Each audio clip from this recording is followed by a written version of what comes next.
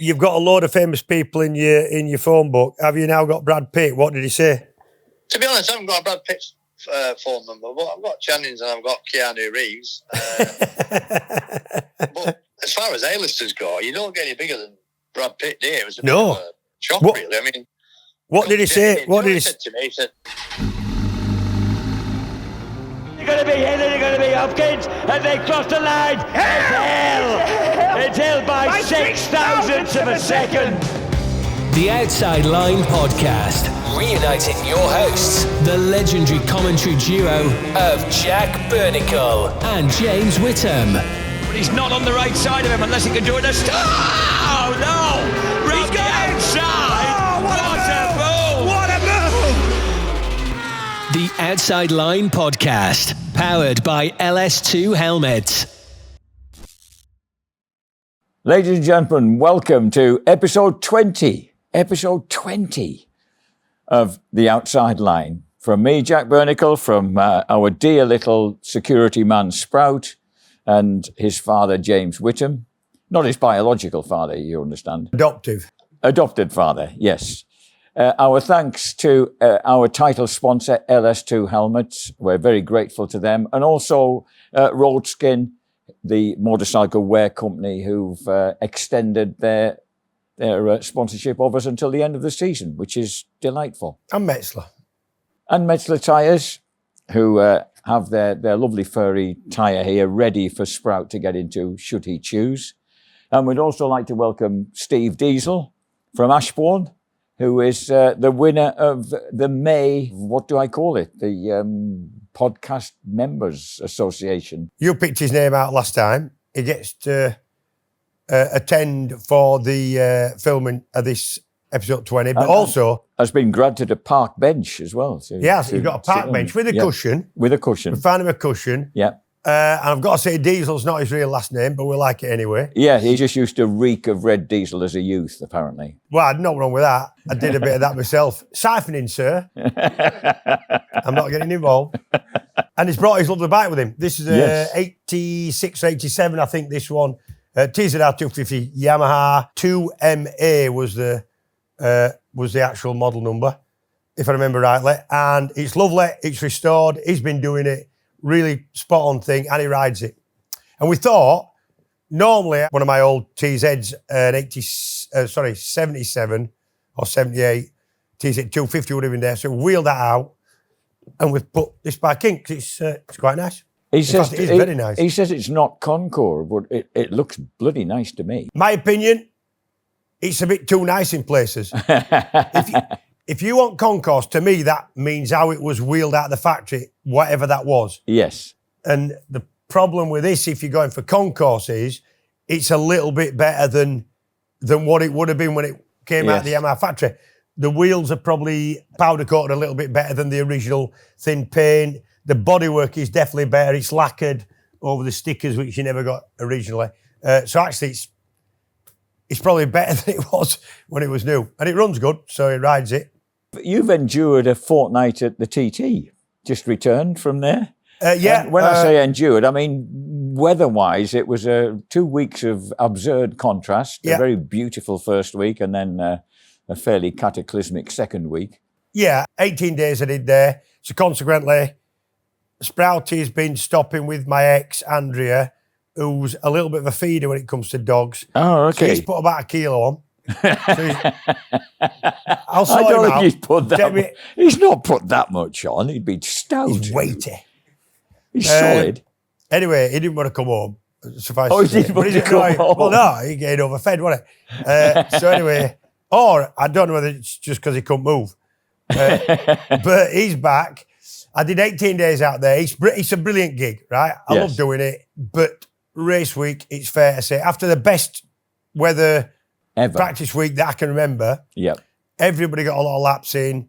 In fact, it was too warm. Everybody going around borrowing factor 50 off each other and getting themselves burned. And quite uncomfortable for the riders. Lots of flies. Race week, complete opposite. It started raining and messing about. I mean, listen, it's a small island in the Irish Sea.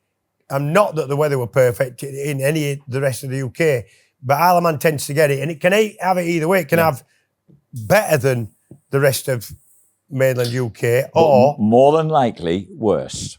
Can be. Yeah. And they got it quite changeable. Bits of fog, track damp, track wet, rain, races put on, races cancelled. So it was a messy race week, yeah, it really was. So the weather, mid-Irish Sea, can be fairly nasty at times. Yeah, and changeable. But you've actually raced there when it was properly, thoroughly wet, haven't you, before yeah, the rules a lot of people changed? have, until it was a gradual thing, not racing on wets. Rider-led, tyre manufacturer-led, really. I mean, even with wets on, superbikes now are still be doing best part of 200 mile an hour down Sulby Straight for extended periods, that you don't get on a short circuit. Yeah. So that was an issue. So since late 90s, really, late 90s, they've not done much in full wet. There's been races when it's been damp in places and they've had wet track flags out in places. Even this year, they had 3 or 4 places where there were damp patches, but they haven't really run in proper wet conditions with wet tyres on since. What was it like? If it was just wet, if it was just wet, not a problem. But a couple of times I raced there. 87 was a bad year. The race was won by Joey Dunlop when he should have been going round at, I think lap record then were probably 118-ish. He didn't even average over 100. I finished 13th on my own J6R 750 slabsider. My average race speed 91 mile an hour. So you can tell, and I'd have been doing probably 110 at that time if it would have been dry. So really slow times, and it was deep puddles in places. In my opinion, that race with wets wasn't even fit to run. However, it did run. Mesmella, local bloke, led it and then fell off at the Nook, unhurt. But it was sketchy. But there was no, until definitely late 80s, going into 90s, there was no question whether they'd run if it was wet. So they didn't have to cancel any racing. Yeah. Now, because it needs to be predominantly dry enough to run at least on some kind of intermediate tyre or even slicks, then there's going to be races cancelled. Yeah. The weather ain't got any worse. This isn't, No. climate change thing for me. This is a fact that they don't run in conditions they used to be able to do. So the TT race week didn't feature the sidecars. Thanks to the aeronautics of the Kroll twins, to whom we send our best wishes for speedy recovery, boys. Yeah, well, somebody else we send our thoughts for a speedy recovery is Maria Costello. Very much. Maria, the word is, and I'm sure this is the case, she hit a hair going into Brandish Corner. Obviously some pace, it's a fast corner. She's gone off, and her and a passenger, Andy, is a banking, and that's caused a lot of damage, and she's really injured. I don't know exactly what the state of play is at the minute. She's back across in the UK, and that's tragic. She's been a stalwart of the TT for years, as Maria, both solo and sidecar in recent years. So we send our best wishes to Maria, and if you want to help, there's a GoFundMe page set up, and we will show the QR code for the link. Then, towards the end of practice week, the Crow boys, Callum and Ryan Crow, multiple winners from previous couple of years. One of the trickiest outfits, very proactive with Dave Molyneux about the aerodynamics and altering the sidecar every year and making it better and evolving. They've been, to try and slow them down a bit, all the sidecars have to run a restrictor, 27.5 mil, I think, restrictor in the air intake. That takes about 10 brake horse off. So what's happened is teams, especially the ones that are forward thinking and, ones that'll get stuck in and alter the outfit and try and improve it, they've thought, right, we're going to have a bit less power, so where can we get the speed back?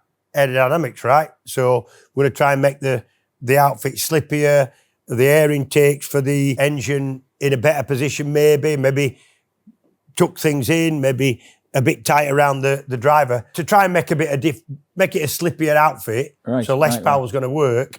One of the things a couple of the teams have done is put under trays on, just like a car. They used to be open, so you could see the road going past, through the gaps in as the driver was sat. So the Crow boys have gone for this all-sealed under tray, and at Crosby Jump, outfitters taken off. It's just kind of not aquaplaned, it's aeroplaned. It's actually took off. So they've been really lucky. It's straight after Crosby jumped. They've gone down the middle of the rope for the most part. They're knocked about, broken bones, skin loss, burns, but essentially they're going to be all right. They've been posting things. We wish them all the best. The bigger question is, the question for the organisers, what do they do? You know, do they run the races with other people? Potentially, the Founds boys did the same thing last year at Rencullen. Same crash, it just took off. So clearly there's some kind of aerodynamic issue. Yeah. And for me, the problem is this. If you buy a motorcycle from BMW or any of the Japanese or Ducati, they've got big wings on, but they will have had extensive wind tunnel testing. They'd have had a CAD system, aerodynamicists. So you would be fairly sure that these things have been tested. The sidecar boys, and the lovely thing, for me, one of the lovely things about them as a group, they're all hands-on, they're all talented welders, fabricators, they all get stuck in and do their own work and develop their own bikes. There's not two of those, you know, there's several people have LCR chassis, several people have the Shelburne, there's all sorts of different makers of the chassis, but they all evolve from what they buy into what they think is going to make their outfit have a slight advantage. So different shaped fairings, there's all sorts of different ways of doing it. Some have laid down engines for lower centre of gravity. Even Mercedes-Benz ended up in the top of the trees and down the Mulsanne Straight at Le Mans. With Webber. With Mark Webber. That's been cited by a lot of these sidecar That's been properly wind tunnel tested. Yeah. So the sidecar paddock, it's not done with all this money thrown in, because for the most part, they ain't got a lot of money. Yeah. So they've had an idea and they've worked themselves. And the bad thing is that you can't test for the Isle of Man anywhere. There's no way you can test for that. So actually, the first time you understand if this thing is better or safer aerodynamically is when you're on circuit at the Isle of Man. So could I just ask? This is completely irrelevant, I realise, but you talked about the restrictor, the carburetor restrictor. But is that an exactly similar thing to what they inflicted on Gregorio Oliveira in World Supers? The first year of the 1 litre. The first year of the 1 litre GSXR 1000. Yeah. Okay. It's not a bad way of restricting, because if you can't get the air in, you can't put the fuel with it and you can't make power. Yeah. Some engines do a little bit better because you can run them off the torque, some don't. But it's a fairly reasonable way of slowing the bikes down. Could that be taken slightly further, or is that reasonable how it's been done so far? To me, I love the sidecars. I love the people. They're a brilliant paddock. Even back in my day, you broke a part of your bike, you'd go to the sidecar paddock because they had welding equipment. They were talented welders, fabricators. And it's still like that for the most part. So I love the paddock, love the way that it's a full family job. Mum's running the hospitality, you know, dad's selling the merch next door in a stand, and they work on their own bikes. But I think something has to be done. For me, if you could restrict them to maybe 120 miles an hour, some way, lower powered engines, whatever, then it wouldn't be an issue. I'll tell you what else. When you go chat with people in Douglas and around the place, the general race-going people, there's a real want for them. They really say, you know, they all said, what's happening with the sidecars? They really like them over there. Yeah. So there is the sort of momentum to get them back. For me, what they have to do is come up with a plan together as a paddock and work out to put some kind of body work that is designed by somebody who makes sure that this ain't going to happen. How are they going to do that? To not give them the wherewithal to alter their outfit is a bad thing, because that's part of the sidecar philosophy. So to me... So you don't see us going back to the days of Eric Oliver and and Dennis Jenkinson and with a standard outfit. The standard outfit and the Norton... Dominator. What did he say? Even before that, whatever those original Nortons were when they won the first championships in 49-50. Real sidecars. No, I think the one he did that lap on was a sidecar, a standard twin Dominator. Oh, was it? I think. Jenko said, what do you have to do? He says, sit down and enjoy it. You don't have to do nothing. And there's pictures of him completely sideways and Jenko's little head just... Anyway, so for me, we want them back. Everybody seems to want them back. The organisers want them back. They've got to come up with a system or a set of regulations that works themselves and get it sorted, really. But I don't know what that is. I'm not clever enough to work that out. But for me, slowing them down somehow, less power, one engine maybe, like they're doing, stuff like Motor 2. Regarding the solos, after what was for me a surfeit of Michael Dunlop winning by a country mile on clearly classes, superior motorcycles in 3 cases and adding to his haul of TT victories, I really enjoyed the big bikes and enjoyed Dean Harrison's performance. Yeah, I think I don't necessarily agree with what you said there. I mean, Michael he's a fantastic rider, but does he need a missile beneath him that's obviously superior to most of the opposition? Well, what I would say, if you've got the wherewithal because of how you ride and who you are to get a better bike, well, you do it, right? Okay. I do think the way the regulations are at the minute in super sport is going to favour some bikes somewhere and other bikes somewhere else.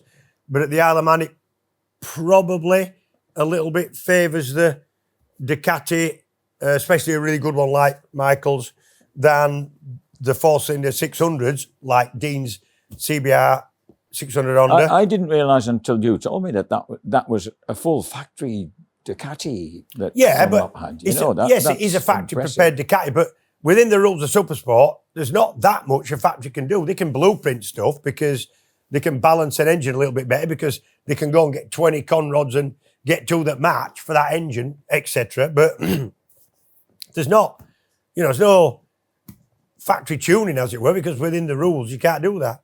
And he does have a good bike, but you would if you could organise yourself one. I do think... You've always said there's no substitute for speed, and you said he had something like 11 miles an hour at times down the Sulby his bike Straight. was quicker through the speed trap, predominantly. Come race day, it wasn't as much. I think Dino got the best out of his Honda. I think probably the V2, especially the one that Michael's got, is probably come down as the preferred bike for the TT. Yeah. But you've still got to ride it. And he rides it really, really well. You can tell from Michael's lines that he's running wider out of corners, trying to drag a bit of speed out the corner instead of, Yes.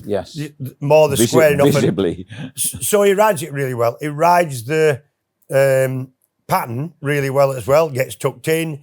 That's a quick bike as well. But again, you've still got to ride the thing. In terms of the big bike, Dino doesn't ride that bike in BSB, but he's sharp in BSB on his super sport bike, coming straight from his first podium in British Supersport at Donington. He's happy, he's fit, he's healthy, he's tested his big bike, and he's riding it unbelievably well. And he did a nice job getting the lads onto the ferry to go home. He's a very equable sort of lad. He is, yeah. I mean, very adaptable. He's all right. He lives in the Isle of Man. Probably didn't have much to do that morning. He's really popular. He's really approachable. So he's got a lot of stuff going for him as Dean. I was really pleased to see him dominating on the big bikes, and it's a joy to watch around there. A lot of what he's doing is quite short circuit-esque. He's quite aggressive on the bike. Yeah. He uses quite a lot of road at some of the places we saw on screen, and I've seen this in previous years. But he does it every lap the same. When you see somebody who doesn't use a lot of road one lap, then does the next, that's more of a worry than somebody who does the same thing every single lap. Because it makes you think that there's a bit more control about that. And Dino's just quick around there. Lovely. I think he would have liked a lap record, but he is a firm believer in you only really get a lap record if somebody's really determined to do it. And they've gone out and that's what they want to do. More likely, you only get a lap record when there's 2 people together on the last lap. Because it's only the last lap that you ever get a flying lap. Other than that, you'd either a start lap, a standing start lap, for the first lap. Second lap's an in. Yes. Third lap takes into account what you've been in pitch. Fourth lap's an in. Fifth lap's taking into account the pitch, and then last lap's a flyer. So he had no excuse because he was 15 seconds clear of Hickey when the race was called. So he didn't have to rush. He didn't have to rush, but he was obviously feeling fairly intent on doing something. Yeah. Shall we give him a ring and see if he can explain to us why he was on lap record pace then? Yeah, do you want me to give him a ring? Yeah. Right, here we go. Mr. Dino Harrison. I sense your anticipation, Sprout.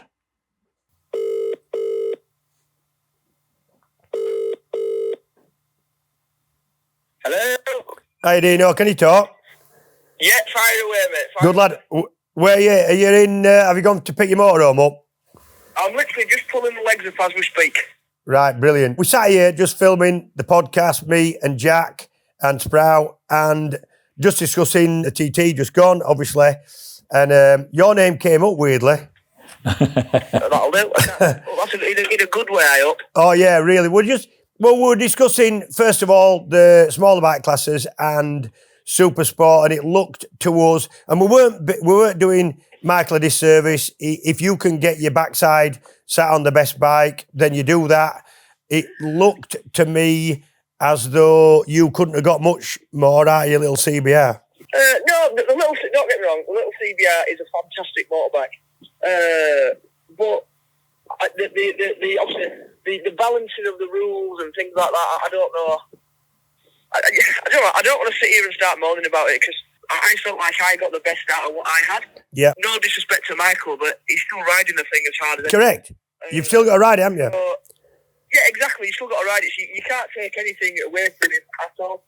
And I just think we got the best result with what we had on the day. Because it's like anything in racing, there's always one bike at some point is slightly better than the other. Yeah. Like look at British Superbike at the minute. Yeah. Or in Superbikes, the Ducati is the strongest bike on the grid. Correct. So it's a similar situation to that, really, I feel. Yeah, I think so. I mean, all I can say is both you and Michael and 3 or 4 others are a joy to watch. But you on that little Honda, places like Balagari, where on a 600, I don't know if it's flat or not, but you don't come out the fairing even. You pay. Well, no, through Balagari on the little 600, it's absolutely flat out. Full all. Yeah, just full gas. You don't even need to roll the throttle on the little 600. Just stay fully tucked behind the bubble and just let it rev as it drops on the edges of the tyre. Yeah. Big bike races over there. Dean, you look spectacular. Look like the bike were over the jumps where it's easy to tell if a bike's unstable and the bumps, yours looked absolutely planted. The only time it looked a bit iffy over a jump was Balacry when you had flipping John behind you when the thing went vertical. What was that about? Yeah, basically, I pushed a bit too hard on the peg and the rear went down quicker than I thought. Yeah. I just did a bit of a wheelie. No, mate. Oh, no. We saw you roll it. You could tell your hand sort of rolled it, but it didn't look like you panicked. The first lap of the senior, right? I know the 135, but I felt like I made a couple of mistakes, to be honest with you. Right. I didn't feel like it was the cleanest lap that I'd done. And then on lap one, to be fair, I know everyone goes like went back to a lap, but I'd nearly finished the second lap, so I'd nearly got half race distance. Yeah. I got stopped at the very top of the bloody mountain. Yeah. But the second lap was slightly better. But I just feel I'd got a reasonable lead. Sat at that pace and just doing my thing, really. Yeah, but that pace, I don't know if you knew, but we were monitoring it we've got Phil Wayne who monitors it because he's cleverer than us. And he was telling us you were absolutely on for a lap record. And that's even with the sort of massive headwind you had going up the mountain. But it probably wouldn't have been because it would have been in lap for pits anyway. So, but you were on lap record pace in all the sectors. I don't know what in the zone. What do you say? I felt like I was in control. I felt good on the bike. I was doing my thing. It's the third year on that bike. I've sort of learned the good points of it, learned the bad points of it, and I've learned where it doesn't work to a certain extent.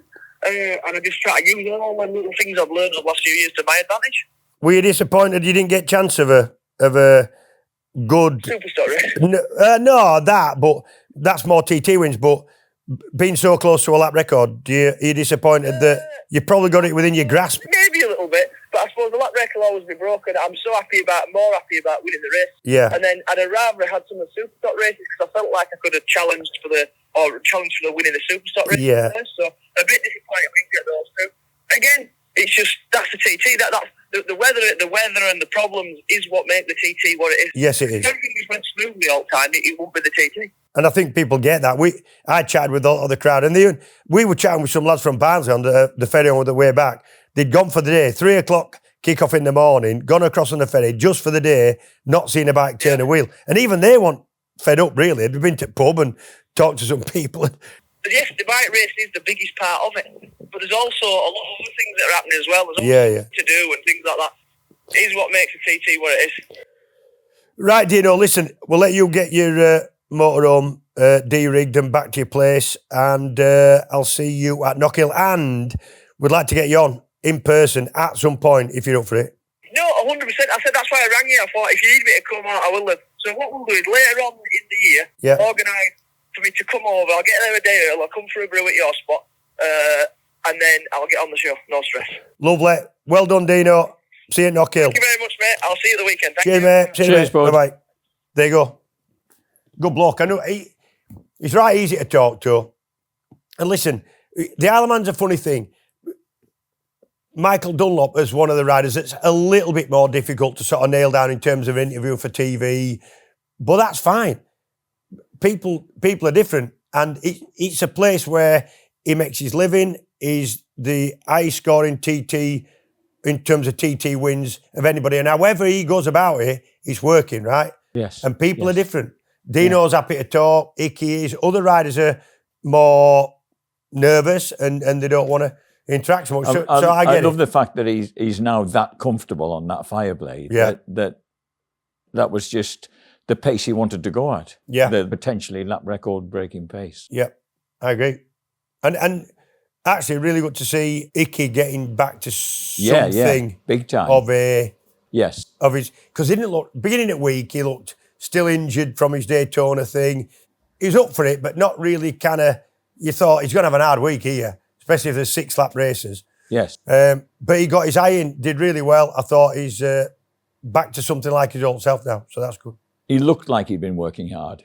I thought when he got off the bike at the end. Yeah, but he has. Yeah. Yes. And especially because he's a bigger frame on him, especially at Super Sport and Sport Bike, so hard for him to keep everything tucked in. It's big effort, is that? But it's really necessary. So, yeah, good. Mentions in dispatches. Lots of riders beat their PBs, even mostly thanks to a decent practice week, right? Yeah. So a couple more people joined the 130 club. I was really happy for Paul Jordan. He looked good in all his classes. I thought that Dom Herbertson, I thought rode really well. There was other people that I thought performed better than they thought they might, which is brilliant. One of them was Josh Brooks.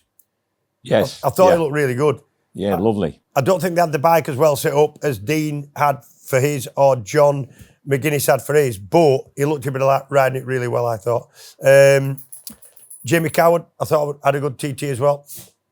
So yeah, it was, for the most part, really quite a positive TT. I was pleasantly surprised at how many people, not a lot, but the names who've come through the BSB paddock. Yeah. Like AJ Venter over from South Africa and who clocked up his best lap. Yeah, and best ever lap for AJ. Kevin Keys and Joey Thompson. Yeah, and I'm thinking, boy, these Sweeney, lads... I think, got his fastest lap. I think Joey Thompson had a good TT. Yes. He had a really good TT. And he helped, or I don't know who were helping who. I think Joey was helping AJ on the Super Sport bikes. They were going around together quite a lot. So he had a good TT, did Joey. AJ Venter had a decent TT, and he's an absolute stalwart of the TT. Supported him for years. He comes over every year, doesn't he? It amazed me. Yeah. As a lad who I fondly remember living at his sponsor's place in Yarmont-Tees, just nearby where I was brought up. I thought, he was always a lovely lad. He didn't like the weather race week. He didn't like the No, weather. bit different to South Africa. He enjoyed the first week. And we haven't mentioned John McGuinness. Where did McGuinness finish in the senior? Not as high as he had done in Right. the Superbike. He did Superbike. He nearly got his fastest lap ever around there, but I mean, only I think about 3 seconds off it. Looked really competitive all week. I always thought he was going to take somebody else to have an issue for him to finish on a podium, but he wasn't too far off it pace-wise and looked really comfortable. Bike looked brilliant. He really enjoyed it. He was quite emotional a couple of times I spoke to him. He had his old colours on from his first ever biking race there, which that was great. An RS250, a TSR actually. 1996. Paul Bird. Looked mega, got loads of attention. He got to meet Brad Pitt and Channing Tatum and all them people because the film were being filmed. And by the way, we all thought that it was going to be a real mess, them trying to film this Hollywood film at the same time. They wanted to be at the TT when the TT were on because they didn't want to have to recreate the crowd, recreate the atmosphere, the nerves. So it was a good idea for them. Yeah. We thought they'd get under the feet a little bit. They didn't. They were, the whole crew, including the actors, were absolutely brilliant. They were using Michael Rutter and James Elliott, among others, to do the proper riding parts as standings for Channing Tatum and the other riders. And they wanted me to do about 120, 122, which is nothing for them, but brilliant for a film. You know, the on-board stuff. Yeah. They got them out between the sessions. They never had to hold a session up for them. And they fitted in. They had their own teams there, looked after themselves. They didn't get under the feet. They were in the paddock, so they got the... I think it's going to really work. I think it's going to be brilliant. The TT riders understood that it might be a good thing for the TT going forward. To be honest, if the TT got any more popular, there'd be even less hotel beds and campsites for them to go into because it's almost full now. But it's going to be good for the TT. It's got to be. And they work really well. Channing Tatum, I chatted with, lovely bloke. He was nervous. They wouldn't let him ride the bike, even though he could. But he was nervous that it was around proper races and didn't want to get in the way. How good's that? Brad Pitt was mobbed the whole time, but some of the top riders did get to see him, so that was really good. It's good to know that he's taking a big interest in it. He got a lap in the course car. Other mentions, I thought Davy Todd, although disappointing to not see him on his bike, it was really good in the TV stuff. Yes, I thought his opinion was. And his chats were really good with Cam and Tom and Matt, so brilliant. Can we move on to a few questions? TT-based questions. Yeah, please, yeah. Very relevant questions. Yeah. Preza Q&A, powered by SAF Holland. The first one is from Stuart Andrew, saying, hello, James Whittam, Jack Bernicle and Sprout. 2 questions. Serious question first. What's your thoughts about the future of... Oh, you've already covered this, really. The future of sidecar racing on the roads. Yeah. Do they run stock stroke sealed engines at, say, 120 brake horsepower, but then you lose the art of racing and engineering as that's what makes sidecars exciting? I agree with everything he said. They've got to do something. It might be a sealed engine on the same engine. I think a little bit less than 120 horse. Yeah. Because they haven't got much more than that at the minute. So... yeah, I'd agree. That might be an option. They've got to do something. I hope they do something and get it through and get running again because we all like to have them there and they're generally really good people. Second question is daft question from Debbie, my wife. Yeah. What colour pants have you both got on? Black today. Mine's purple, Debbie. I'm sorry to read such a daft colour, but purple today. All right. There you go. Black and purple. Mine aren't what your swanky Calvin Kleins. Mine are next. There you go. Awesome podcast. Love being a member. Thanks, Stuart. From Mel Gantley. If Dean Harrison stays with Honda UK for the 2027 TT, do you realistically see the team entering him in the Supersport races on the CBR 600RR again? Unlike Hickey or Michael Dunlop, who run their own teams and can pick and choose what to ride in the different classes, the official Honda factory team is unlikely to allow Dean to race anything other than a Honda in any TT race. It's clear he's extracted everything he can from the little 600, so it seems pointless at this stage to continue with that bike, yet there's no sign of any new Supersport legal machine coming from Honda anytime soon. I'd be interested to hear your thoughts on this situation. Cheers. Yeah, I think he's right in a lot of what he says. I think they will definitely have him on it next year. He's right in the fact that a Honda factory rider or a Suzuki factory rider or a Yamaha will only ever ride that make a bike for the most part. Although Michael has worked his ticket in that he's had factory bikes in a lot of classes, and that's, all power to him. But I think they will have Dean on a 600. I think Honda are quite proud of the fact they've got a 600 against machines that are a lot more CCs and on paper should be quite a lot better, even though it should be levelled artificially, performance-wise. But it's a great little bike. I think they're still selling a few, and I think that it's a good shop window for it. It keeps going, it doesn't break down, it's lovely to ride. Dean always speaks fond of it and looks like he's enjoying riding it, so I think they'll have him in it. And you never know, by next year, whatever rules they follow might have had concessions for the Honda, or they might have pegged the Ducati and the Triumph back a little bit. The rules of Supersport may have changed for next year. So I think they'll have him on it, and who knows? He certainly looked to enjoy it, didn't he? He certainly sounded to enjoy it just then as well. Next is a one-liner from Mark Lawrence. Do you think the TT needs to go back to an old-school format or programme with less races? Right, this is a big question a lot of people have asked. So, less races would give you more contingency. It used to be Monday, Wednesday and Friday racing. Yes. 2 races a day. That's what it used to be. Yes. The problem with that is everybody wants to see everything. They pay for the TT Plus and we've got to make a programme. They want to watch things. Yes. Plus there's more classes available to them now that are relevant.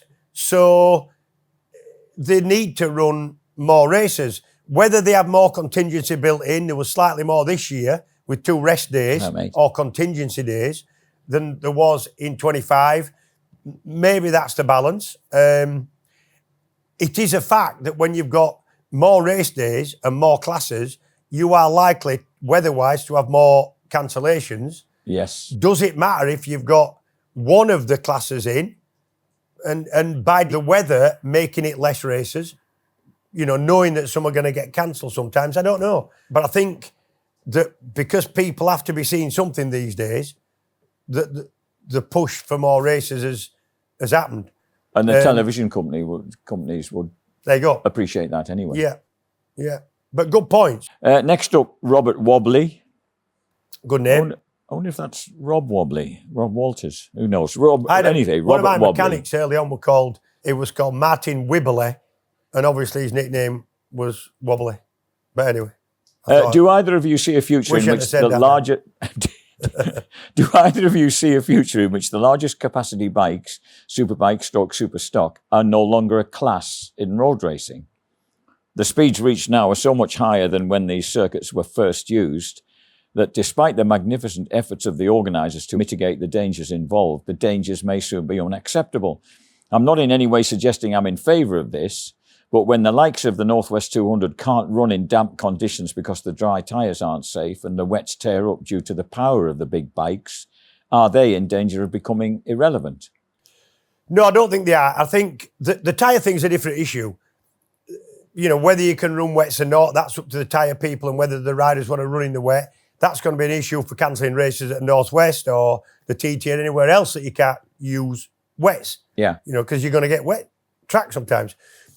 The bigger issue there is, are the bikes getting... It's an old question. They've been saying this for 25, 30, 40 years at the TT. Are bikes getting too quick for that kind of race course? Yes. Depends where you sat. I'm sure some people in 1950 would have said, yes, they're getting too quick. For me, you've got to be a little bit careful because he said, is it going to be unacceptable? Well, unacceptable to who? If you are going to sit here and say that somebody has the right, who's not involved in racing, to say, hang on a minute, what's happening at the TT? No, that's unacceptable. Well, people, is it going to be unacceptable to climb Everest, to go free climbing, to race boats, race motorcycles? It's a very popular word with politicians. Yeah. So once somebody who's not interested in motorcycling racing can go to the TT or the Northwest and say, that's too dangerous for you volunteers, well, then what's to say next year is going to say, well, horse racing, people get hurt doing that. That's unacceptable. Yes. Rock climbing, that's unacceptable. We're not having you climbing mountains. Where's the line? Where is the line? To me, if people want to do something that is only endangering themselves, who's to stop that? Here. Otherwise, it's a thin end of a massive wedge that's going to stop everything. Yes. So you've got to be careful saying unacceptable. But I get his points. On a slightly different tack here, Paul Beauchamp, great name, Paul Beauchamp, says, can you please explain the bike numbering at the TT? It seems completely random. Yeah, it's a bit mad, isn't it? So what happens is the top 10 and even the top 20 can kind of choose where they want to be. Yes. Right? McGuinness John will have been asked if he wants to set off number 1 again. Nathan Harrison set off 2. I'm sure he said they asked him to have 2. He didn't argue because he thought, well, I might get a bit of a tour off John. Then I might get passed by Dean and I might get a bit of a tour off him. So they've all got their own little places they want to set off. Hickey wants to set off 10. I'm sure Michael wants to set off 6. And it'll all slot in. However, wouldn't you expect any of the top 20 to want to set off number 1 so they don't have to be... They don't want to set off number 1. Back past people. Wrong. Okay. Sometimes setting off number 1, they call it the course sweeper. Bear in mind, between every race at the TT, there's lots of cars going round. You know, bus might have spilt some diesel that's got an oil flag up. And do you want to be first on site? Birds come out of edge bottoms, you get more flies to hit. Okay. The road's a bit dustier in places because it hasn't been cleaned up. So a lot of people don't want to set off number 1. Outside the top 20, clearly if, you know, Frank Scuttle, who was potentially going to finish, you know, 36th, made up name, by the way, if he said, I want to set off number 1, they're going to say, no. No. Okay. So they will, outside the top 20, give you your starting number. What happens now is, top 20 is locked in. Everybody used to be locked in. The problem with that is you get somebody setting off at 65, number 65, that's really come on in practice week, might be a newcomer. He's got a lot of people to pass. And that has a danger in itself. So what happens now is 21 to whoever the last man away is are then seeded based on their time in practice. Right, yes. So the faster ones are going to move forward, the slower ones are going to move back.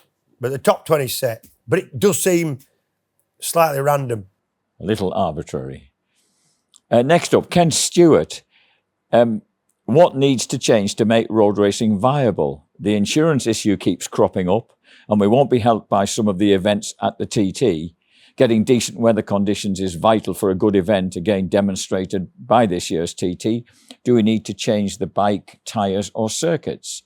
Would smaller CC bikes, a 0 class, fuel limits, allowing wet tyres, limiting electronics or altering the circuits make racing more reliable and sustainable? Crowds and riders won't keep supporting events if the races don't run on the day. Right. So except at the TT, as you just mentioned previously. Yeah, the word viable mechanically, viable by having people still wanting to do it, or viable financially are 3 different things. Yes. I think viable financially for the TT ain't a big problem. A lot of people go, place makes a lot of money out of it, I'm assuming. Yes. You know, everybody wants it to happen. The whole island wants it to happen. Viable technically and safety-wise, that's a completely different question. And viable in terms of if you get a wet week, you don't get much racing, there's another question. What they can do about that, make the bikes a lot slower so that the wets would be viable. Would you want to race a bike with 110 horsepower on wets at the Isle of Man of the Northwest when it was wet these days? I don't know. You know, we used to race around circuits that didn't have any runoff, short circuits. Yes. That they wouldn't race around now. Yeah. Quite rightly. So, you know, even if they could use wets, would the riders want to run in the wet around the Isle of Man of the Northwest or the other road tracks? Maybe not. The crowd wants something to see. Can they put some kind of parading on or some kind of other entertainment. The marshals are the thing, you know. You might be set up on top of Snaefell for, 1,000 feet up for 8 hours and in the wet and not see a race. With a few sarnies. Yeah, so there's a lot of things that needs to be working. Whether it's viable, I think it's viable still. Yeah, but I agree. It is a fact that they're gonna. I said when they stopped racing with wets, 25, 30 years ago, I was chatting with Ian Simpson and he was still racing there at that time. And we agreed there will be a year at the TT when nothing goes off. There will be worse years than the one we just had. But that's never happened, has it? It's never happened. It's never happened. But you can see that it could happen at some point. Oh, it would take pretty extreme conditions consistently across 7 days. If we hadn't have been able to use wets in 87, it would have been one race went off, I think, looking back at it. So, I think for the most part, people understand the Isle of Man, and this year was a particularly bad year. But the viability thing, there's several different layers of viability, I think. Certainly the TT is viable financially, and so therefore the insurance thing's less of an issue because they can afford to pay the insurance. The insurance is more of an issue when you get some of these lesser-known Irish road circuits that don't get a big crowd, and even if they do, the crowd aren't paying. They're just walking across the field. Yeah. They rely on sales of programs. Yeah. So they can't afford to pay however much it is for the insurance. So it's more of an issue for them. TT is viable in a lot of ways. You mentioned parade laps. Yeah. Wasn't it good to see Michael Dunlop dressed up as Joey Dunlop? Yeah, brilliant. And finding how good that bike was. He said he because it was a lot heavier than present day bikes, he expected it to be a bit of a handful, but it was really sweet handling. But some people were a little upset, apparently, at the fact that there wasn't a complete lap shown on television. Right, number one, SP1 in his Uncle Joey's colours. I was there. It was Joey's last win. He shouldn't have won on that bike. He rode brilliant to win on it. Yeah. It wasn't as competitive as some of the other bikes. Even John McGuinness, who was his teammate at the time, says, we won on that. He's no idea. So brilliant for the 48-year-old Joey to get his last big bike TT win on it. I think it amazed everybody. I thought the colours were brilliant. The levers looked brilliant. And I was really surprised how hard and well and fast Michael was prepared to go on it. He's obviously, he's a good mechanic, he's Michael. So he'd obviously made sure there were good tyres on it, made sure it wasn't just one of these pretty, paddock queens that bikes that are made to look at. And he had to go with it. And which was brilliant. The reason that there wasn't more of it on TV is because there's going on for 30 cameras out there, but they've got to be moved, serviced, brought back, shift positions for different. So they weren't all going to wait out there for that time just to get. Right. But they knew they had to get some of him. So it was fair enough. Logistically, it was an issue. Yes. But I thought what they did get was brilliant. And I thought Michael looked like he had a lot of fun on it. Great. Next question is from Alan Burge. I like this one. How does Hutchie change gear? Is it right foot? And if so, how does it work? Dead easy. Hutchie's left foot's good. Left foot's bad, right foot's good. Therefore, he can't use a standard left foot shift system. His ankle's locked after his Silverstone crash. So he has right foot gear change. Like used to be on all British bikes, used to be right foot change. That's the right foot change I knew and loved, yes. So, and my dad did, and other older people. Sorry, Jack. So what happens now is they run a counter shaft that runs different bikes are different. It's been done before. Yeah. So what they do, they run in Hutchie's case, on the BM, they run a counter shaft through the swing arm spindle with an arm on one end onto the original stumpy gear lever, or what would be the gear lever, with a rod system, and on the other side, the lever that mounts to the end of the, or a linkage to the end of the counter shaft. So it's a shaft that runs through the, you can imagine. Shaft comes through here. Yeah. Lever's bit on a linkage based on that, and then opposite on the other side onto the actual gear lever itself. So makes dead every simple. sense. Every sense. Put together by Chris Anderson or Spanner, who does the best system. And in fact, he's been asked by other people, even abroad, Yes. and he's made up systems for other riders who have the same issue. I hope that satisfies you, Alan. Adrian Skelton asks, what are your thoughts on Rhys Stevenson's Rhodes debut at the 2026 Isle of Man TT? Yeah, I thought he did well. Yeah, we've seen him in BSB.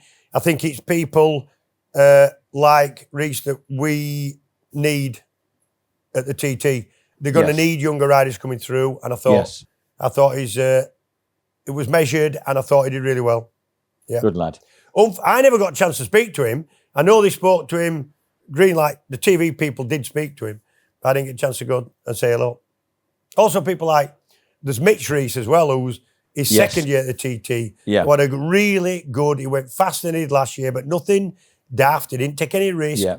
Steady build up. So, yeah, some good people. Then that's the type of people they need. The next one, going in completely the opposite direction, age-wise, is from John Barrett. Pains me to say it, but my question is, after an incredible 30-year TT career, should John call it a day? So this is obviously referring to McGinley and his 30th anniversary. Should John retire? Everybody's got their own ideas. The main person who thinks he should still be running is John himself. John McGuinness. He feels that... shall we ring him?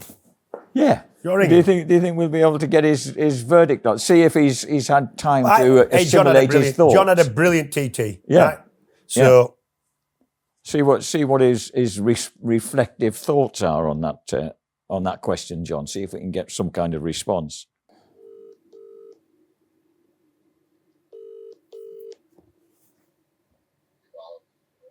Jamie. Hey, lad, you all right? How you doing, Paul? Good. We're just filming the podcast, and your name came up when we were talking about the TT, obviously. All right. Is it at your place? Podcast at your place? Yeah. So me and Jack sat here just running through TT and looking forward to Knockhill, BSB and all that. But thought we'd give you a ring. Firstly, can I say what a brilliant TT I thought you had. I thought your approach was excellent. I thought you looked like you were enjoying it. Yeah, you still get nervous, but you're in it for the right reasons. You went nearly as quick as you ever have. I think you got your fastest standing start lap ever. I did the fastest ever cumulative time, the whole 6 laps. Yeah. 4.8 seconds faster than any race I've ever done. So looking back, that was, for you, where you are now, really successful and enjoyable TT, even though we didn't get as many races as we wanted off because of the weather, but you must have been fairly pleased with that. Yeah, I think that's about it in a nutshell, really. I enjoyed travelling there, enjoyed track with lads, enjoyed camping. I'm like, love it. Bit of whole build up to it, riding the bikes. Practice week was good. There or thereabouts. And then race come, I just rolled my sleeves up a bit, really, I think. Yeah. Got stuck in. I just got stuck in, and then, it was sort of in the best of the rest bunch, I think.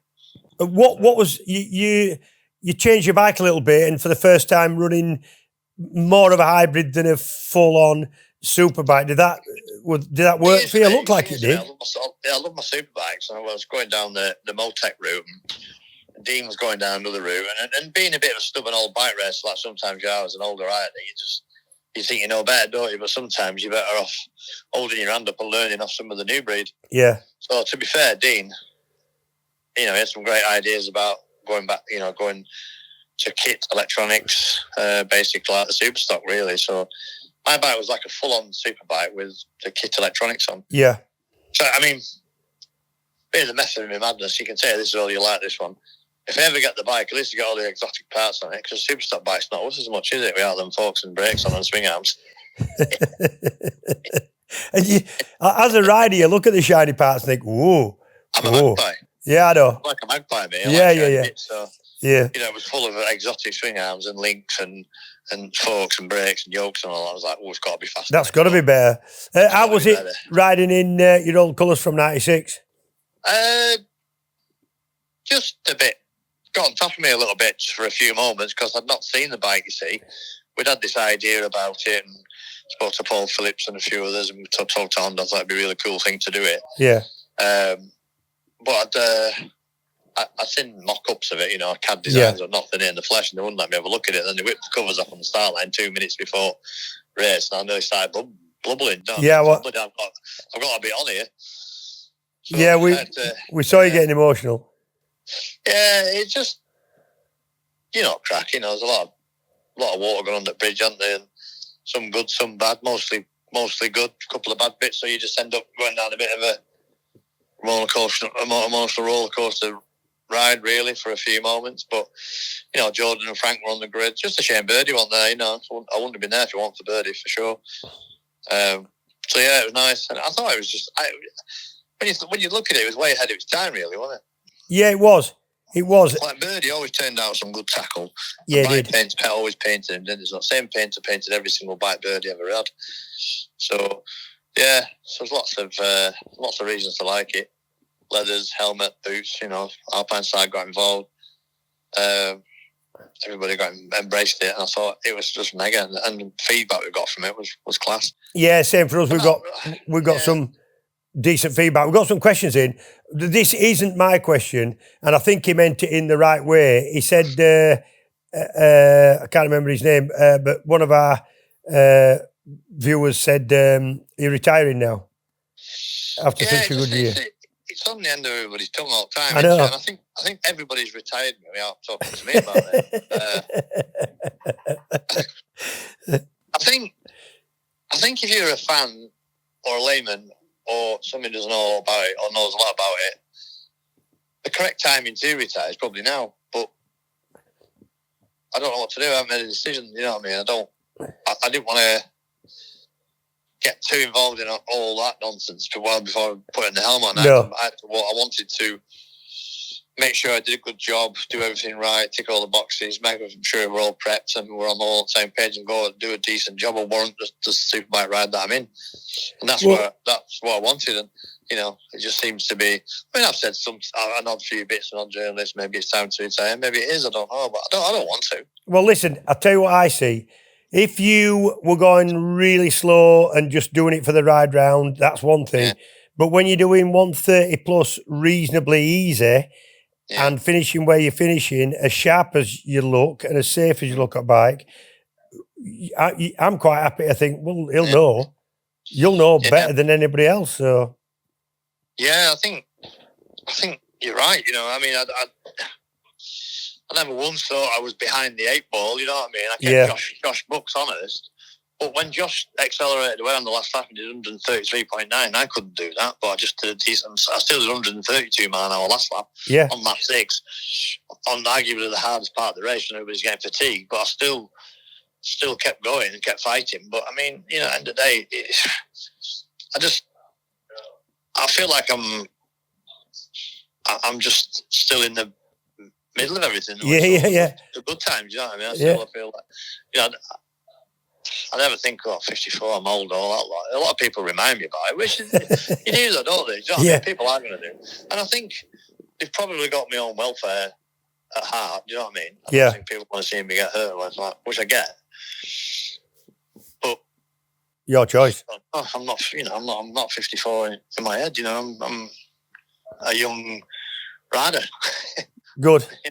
Right. It's good though, A-listers everywhere. Well, the job was good. Well, my next and last question was, you've got a load of famous people in your phone book. Have you now got Brad Pitt? What did he say? To be honest, I haven't got a Brad Pitt's phone number, but I've got Jennings and I've got Keanu Reeves. But, I mean, as far as A-listers go, you don't get any bigger than Brad Pitt, do you? It was a bit of a shock, really. I mean, what did he say? What did he say to me? He said, "Hey man, really cool to meet you. I've been watching you for the last 10 years." I was like, "Wow, really?"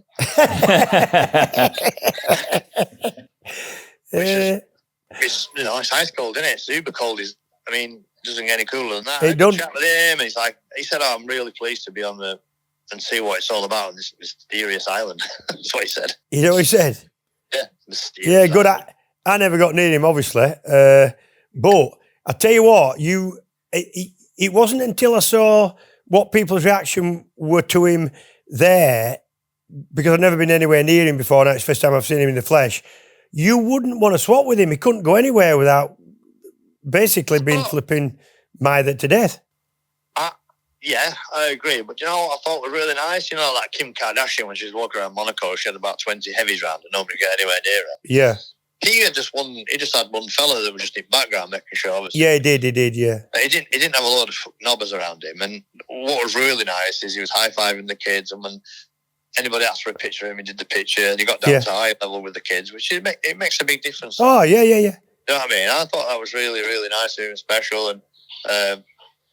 And you know, if you look at any video footage, my missus is never any more than about 50 foot away from him, stood there with wet pants and dripping lips. You know what I mean? What? You know, well, for 62, he looked like somebody had made him in. It was like a handmade chap. Yeah, it does. I thought that. Yeah, is that what he is? I mean, it's like they haven't fallen over on a skateboard or got a scar on the chin. Or they haven't got, perfect. That was like, anyway, got caught up in a wire or something, or been over bars on a motocross bike, or fell off a drifter or something like that. You know what I mean? There's no skin on your knees or whatever. But he just looked like he'd... Brand new. Yeah, brand new, yeah. What? John, can you hear... Hang on. Jack's got a question. Hang on. Mate. Hi, mate. How are you? Talking about not feeling old at 54. Listen, our local hero from Wallasey in the Wirral, Mike Hose, he's something like 10 years older than you, and he's still winning. He's still insisting on keeping going after several injuries, and still winning at the Southern 100 and stuff like that. So there's no reason, if you want to, why you shouldn't crack on for a while yet. I'm sure Hosepipe would agree with that. It's just that you just don't want to waste people's time. You don't want to waste petrol. But like I say, you know, I have a lot of respect for everybody out there. You know, your Cowers, your Connors, and, you know, Paul Jones and that. But they're still just not quite, you know, they're probably as fast as me. But I don't know. They haven't got the stories, have they? Can't really say much, can they? You know what I mean? I don't mean that in the bad way, but I'm sort of half in driving seat. But I wouldn't want to waste anybody's time. Do you know what I mean?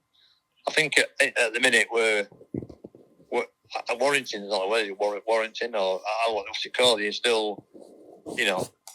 I think you're looking for you warrant your place. You warrant your place on the grid. I think is what you're thinking about. Yeah, so I warrant place in that team. So I think that, and you know what? We had a good time, quietly away. You know, I worked really hard and get the right folk around us. You know, the right people to be. Give you what you need. 2.5 weeks away from home, whatever, your kids are married or what. It's hard, isn't it? You know, so to be dragging them away, to be, you know, repetitively doing that thing all the time in the tent at the TT, it can be quite difficult, can it? But we've got a really good balance, and you know, 6 foot away from me is Dean Harrison, who was just absolutely battered them all. So, you know, I'm quite proud of that as well, because I was a piece of that jigsaw. So, John, we thought you had a mega TT. I certainly did. I watched from not too far away, and I thought you had a great TT, mate. Brilliant, good to watch. I think, and I think everybody around there got it. I think they all saw that. I think that's it. I mean, you know, that last lap, 6th lap, I thought I'd won the race. So everybody waved me around, which was really special. A lot of people on the bankings just looked as strong as ever. Yeah, you know, and you know, Honda won the Manufacturers Award, Senior, the Superbike there. So yeah, it was job well done. Well, listen, John, well done, fella. See you soon. And I've got to tell you, I'm sat here in my Voodoo t-shirt, paid, but full retail. I didn't want any discount. And so I'm hoping you got the kickback. Groceries this week. Thank you very much, Jamie. Really much appreciated. All right, John. I'll be out to have gravy now on my Sunday roast. Not wrong with a bit of kickback from a merch. All right, cheers, John. Thanks, man. Care. Cheers, mate. See you in a bit. Bye. Ta-ra. Sound, innit? Just good, innit? Brilliant. He's still doing 132 mile an hour laps. He's still finishing top 6. Yes. Almost went as quick as he ever has round there, all by about 4 seconds. So he deserves his place, and he likes to do it. Yeah, and he enjoys it. You're right. I like this question because Bob Jones says, Was waiting for a TT start, this is very much directed at you, was waiting for a TT start more stressful than a BSB one? Yeah. Was it? Oh, God, yeah. Okay. Yeah, for a couple of reasons. I never sat on a short circuit grid, and I've sat on 500 GP, Super Sport, Superbike, BSB, all the rest of it, Northwest, Ulster, done all that. And if you sat on a grid at Donny and in a World Super Sport, a World Superbike race, or a BSB, the nerves come from fear of failure. Yes. Fear of not being as quick as what you and your team think you should be on that day, right? Yes. That's what drives you. At no point on the short circuits did I ever sit there and think, I was never scared of getting hurt, put it that way. That wasn't the nerves. The Isle of Man, the first thing that makes you nervous is you've got the fear of failure. You want to succeed, you want to perform, you want to do yourself justice in terms of result, but I also had that feeling, I was aware of the fact that I couldn't make a mistake in the next however long the race was going to take. Yes. 6 laps, it's best part of 2 hours. Yes. And I couldn't make a mistake, otherwise the consequences were going to be severe, right? Yes. But then there's another element that stacks the nerves on even more, and that is, I never set off higher than 12 at the TT. I was going to say to you, what number did you set off at? Yeah, so, and we were setting off in pairs then. Oh, yes, you were. So yes. there was, 3 or 4 different pairs to go off, Yes. 5, 6 pairs to go off before me. So you move forward and you can hear a couple of bikes revving up and setting off and whoa. And then, you're getting nearer to front. So the whole build-up thing was added to the nerves. But yeah, I would say queuing up to wait your turn at the TT, especially when there's something expected of you, was as nervous as I've been in my life. Yeah. Excellent. A little bit of weed came out once. Really? Yeah. That much anticipation and that much discomfort. No discomfort. But that said, once you flagged it, and that bloke holding your shoulder, that doesn't help either. Oh, right? no. Yeah. Dude's big hand. He's a big lad, right? And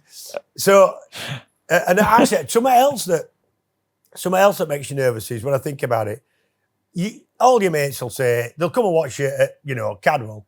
Good luck, yeah, good luck. And it's all a bit light-hearted good luck. There it's like, good luck. It's one of them, it's like, So, and listen, it doesn't matter who you are, they all feel it, right? Even if they deny it, they all feel this. Because I've spoke to riders. But by the time the dude, and what he does is, I don't know that it's the same bloke, probably not. In my day, he had his hand on your shoulder, kind of holding you, and then when the flag went up, he sort of timed a little tap, so he went on your back like good luck, kind of tap. And even that made it worse. But by the time you've got, within 3-4 seconds, you're into top gear, top of St. Ninians, and you're in.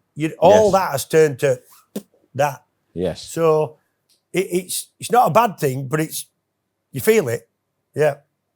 That's a great answer.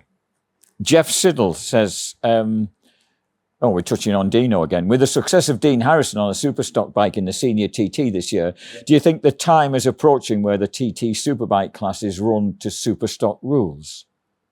A really good question. I'd like it to be more or less become the superstockers. Most people run a superstocker. There's only 4 or 5 riders even have the wherewithal to have a different bike. You might have a stocker and then put a set of better brakes on it maybe for the superbike and senior. Yeah. But most people just run a stocker, 80% of the field. And this year was the first year where even the top riders, so Hickey and Michael and Dino ran some kind of hybrid. So it was more stock than it was superbike. Superbike, Hickey's always told me, superbike has potential to go quicker than a stock around there because the extra speed, the extra sharpness, the extra adjustability. But to get it into a window you can use, it's a lot more difficult. Smaller window, all the adjustability, all the, you can alter everything on that chassis and that makes it difficult to set up. So even the top riders now are going for something that's easy to ride more stock orientated. Yeah, I think one of the reasons why they still run it they still run the senior and the superbike as superbike rules is not to put people off who want to run a stocker, because that's perfect. But the problem is it would only be a couple of stockers that were you'd have to run. If it was all stock, you'd have to run a BM or a Honda. And I think with Superbike and senior rules, potentially there is chance for somebody to run maybe a Ducati. That nearly happened this year. Maybe a Kawasaki. Dave O. Johnson ran one. Yeah. Full Superbike, because they need that extra bit of power. Yes. If they can get it set up properly. So Right. I think that's probably why. But again, good question. Outright lap record is on a full-on Superstock, stocker yeah. with Hickey. Yeah. And Dino ran almost a full-on stocker for the 2 laps of the senior. So he's right. Next up, Shane Monkman. Right. Number 2, with yet another challenging year of TT weather, what would you change if you were Gary Thompson for a day? Well, number 1, Gary Thompson, who's the clerk of the course. Yes. For me, does an absolute, and his team do a fantastic job. It's his call in the end. Yes. He doesn't ignore the riders and say, right, we're going anyway, ride if you want, don't ride, which used to be the case, right? Yeah. Yeah. He consults the riders, he has them out there on, sighting laps and has them coming back, and he consults with them, he takes their opinion like he did on the senior in 25. Yeah. And the majority said 2 window, so he didn't have it. So he has to take information from the weather people, the flipping helicopter has to be able to fly, the emergency services has to get to, people's houses who are anything to do with the TT if they have a chip pan fire or whatever emergency they've got. Yes. So it's all this to do. It is a nightmare, logistically, to get everybody, all these different agencies and groups to work together is a nightmare. And he's pretty much in charge of that.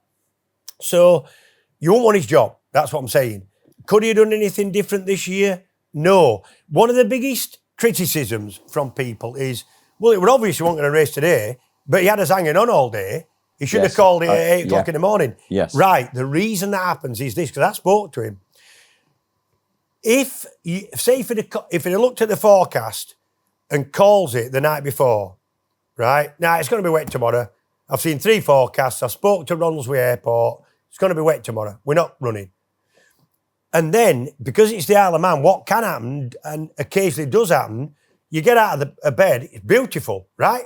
The weather's missed, the weather's fit to race. At that point, you cannot get it running because you've stood all these people down. You can't then wind this massive, weird machine into action and get it to happen. It takes hours to get the marshals on site, the roads closed, the emergency services, the helicopters ready. It's mental what has to happen. You would not like that job. So what happens is they always plan to run, get everybody on site and ready, and then don't run if it isn't fit. Otherwise, they can't run if it was fit. You know what I mean? Makes sense. So it's a nightmare. You do feel sorry for people, especially the marshals who, like we said, might be sat on a bleak, wet mountainside for 8 hours. So, but I think people get it. The third question from Shane is one we were talking about last night at dinner. If Storm Stacey was to do the TT, as has been rumoured, right, how would he do versus Glenn Irwin's debut? Well, right. So if he did do it, he did really well at the. You really doubted that he would do it. He said to me he's no intention to do it. That don't mean he's not thinking he might, and he's not told me. I mean, so I think the TT people would love having him there. I think he'd approach it properly. I think he's really intelligent in terms of his racing. He's not a big crasher, so he's ideally suited for it rider-wise. I think the fastest, it's not far shy of 130 that Glenn Irwin did. In 22, I think, was his year. He went and did it, which is amazing. I think for Storm to go there would be a mistake to say, right, I'm going to be the fastest newcomer ever, because that puts pressure on him to learn it and maybe to push on a bit more than he should. However, I think he would do that. I think he would look at that fastest newcomer ever. I think riders have done that over the years. Icky was fastest ever. I think Josh. I think Josh in his day was fastest ever. Maybe Is Gary Davey, Johnson in his day. Is Davey was- the most recent fastest ever? I can't. Is Davey Todd the most recent fastest ever newcomer? I'm not sure. I think he was fastest in his first year, but I don't think he went. He might have been fastest newcomer in his first year. I don't think. Well, he didn't go quicker than Glenn Irwin did in his first year. So the fastest newcomer in his first year ever is Glenn. So would I like to see Storm Stacey doing the TT? Yeah, a little bit if he wanted to do it. Yeah. Would he be good at it? Yes. He'd really have to. You wouldn't want to take it on if you'd really had any doubts and thought, "Oh, I'm not too sure about doing this." No, he'd have to want to do it. You really want to do it. If he approached it properly, did the homework, he'd be very good as a newcomer. I wouldn't want him to look at the fastest newcomer ever and look at that as a goal, but I think he probably would. Yeah, that'd be my feeling. Come on then, baby. One of the things that Storm would have to do if he were going to do the TT, he saw his pickup. He's got a big, they call him a dually, a twin rear wheel, big flare-sided flipping American pickup. Big diesel engine, like big V8 thing. He likes his vehicles, right? So there's nothing wrong with that. But as he came off the ferry with it, with a motocross bike and a road bike and a mini bike, all stacked in the back with his toys, right? Brilliant. He got literally 50 metres off the boat. The Isle of Man constabulary stopped him and ticketed him and fined him for the wheels sticking out slightly from the bodywork. Only slightly. Yeah, like an inch, I don't know what. Anyway, they weren't happy. He was down getting measured on the dockside for flipping an hour, and he had to fashion some extra sort of wheel arches out of some cereal packets and duct tape. And was that acceptable? It was acceptable. To the police, yeah. Resistant to any collision? Yeah. Okay. Obviously, depending how much cornflake packet you used. Yeah. But yeah, Storm says he loves it. He was out watching. He spent a lot of time, sussing it out. And it was good to see him there. And maybe he's going to do it. Who knows? Motorfest is being held 24th to 26th of July at Anglesey Circuit down on the Isle of Anglesey, which I do quite a lot of track days there, probably 18 a year. The place is beautiful. Honestly, it is the hidden gem of British circuits. Circuit's good, surface is good, the views are brilliant. You can see Snowdon, it's right by the seaside, it's up, it's down, it's brilliant. Motorfest is built around a round of the World Outdoor Trials Championship with all that entails. And if you've never seen, listen, can you stop giving me cheese in that sandwich at lunchtime? Yeah, that's what it is. So, Motorfest is built around a round of the World Outdoor Trials Championship. That's good enough on its own. However, it's not on its own because they built a whole festival around this, including the main things you think from a bike festival, right? Food, you've got live music, you've got bars, you've got camping, but also you've got road rides. You've got guided road rides around Anglesey. Yeah. You can test drive from various manufacturers, road bikes, adventure bikes. There's an enduro loop. You can take part in yourself. There is also, and this is my little part of it, on-track sessions on your own bike, £25 a session. You've got a book on. So if you do want to book an on-track session, go to motofest.co.uk. 25 quid for 15 minutes. If you've not been on tarmac before, it's an ideal opportunity to do that under safe conditions. Me and my instructors, and you will have heard of them, most of the BSB boys, will be looking after you. If you don't want to do any track sessions, don't worry about it. Go anyway. It's going to be brilliant. If you've never seen outdoor trials before, it's brilliant. But these lads are the best at what they do, and you'll be amazed at what they can do. Plus the fact there's going to be loads of other motorcyclists there looking and doing the same things as you, so you can talk about your bike and their bike. It's a load of like-minded people, and it's going to be a cracking weekend, 24th to the 26th of July.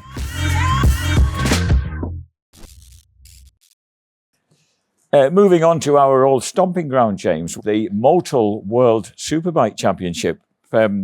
Nicola Bulliger, 22nd consecutive race win. That's a new record. And 18 out of 18 races so far this season. 15th consecutive Aruba 1-2. Which means 15 consecutive second places for Ika Lecuona. But the Brits did really well at Motorland Aragon, and now we've got Sam Lowes moving back into third place in the championship. Alex Lowes fourth. And Tommy Bridewell. Finally reaching the top 5. So, overview for me is it's still been dominated by the best rider on the best bike, Bulliger. Which, don't know whether that's making it more watchable or less. For me, I think it's got a little bit predictable.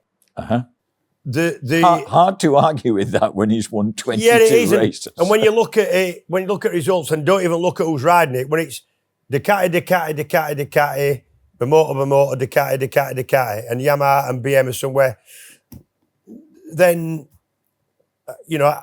I'm not sure that makes for a brilliant championship long term. However, Brits at Aragon, fantastic, all of them, pretty much. Biggest thing, Tommy. So Tommy's ended up, and yes, he has got a Ducati, but he beat a lot of other people. He finished a 5th, a 7th, a 9th, all really competitive. Lap time was less than a second off the fastest lap of the race.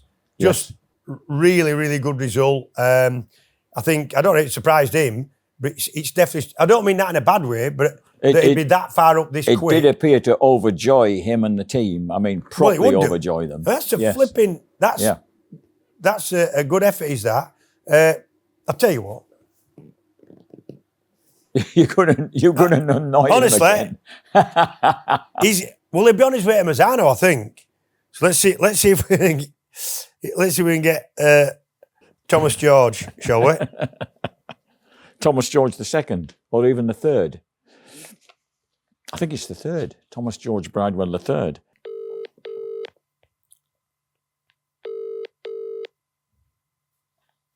Hey, up where? Tommy, how you doing, lad? I'm all right, yourself? Yeah, it's very, very well. We're now, we sort of live filming the podcast, and we're doing our little wrap-up of Aragon and World Superbikes in general, and couldn't help but notice you had rather a strong meeting, son.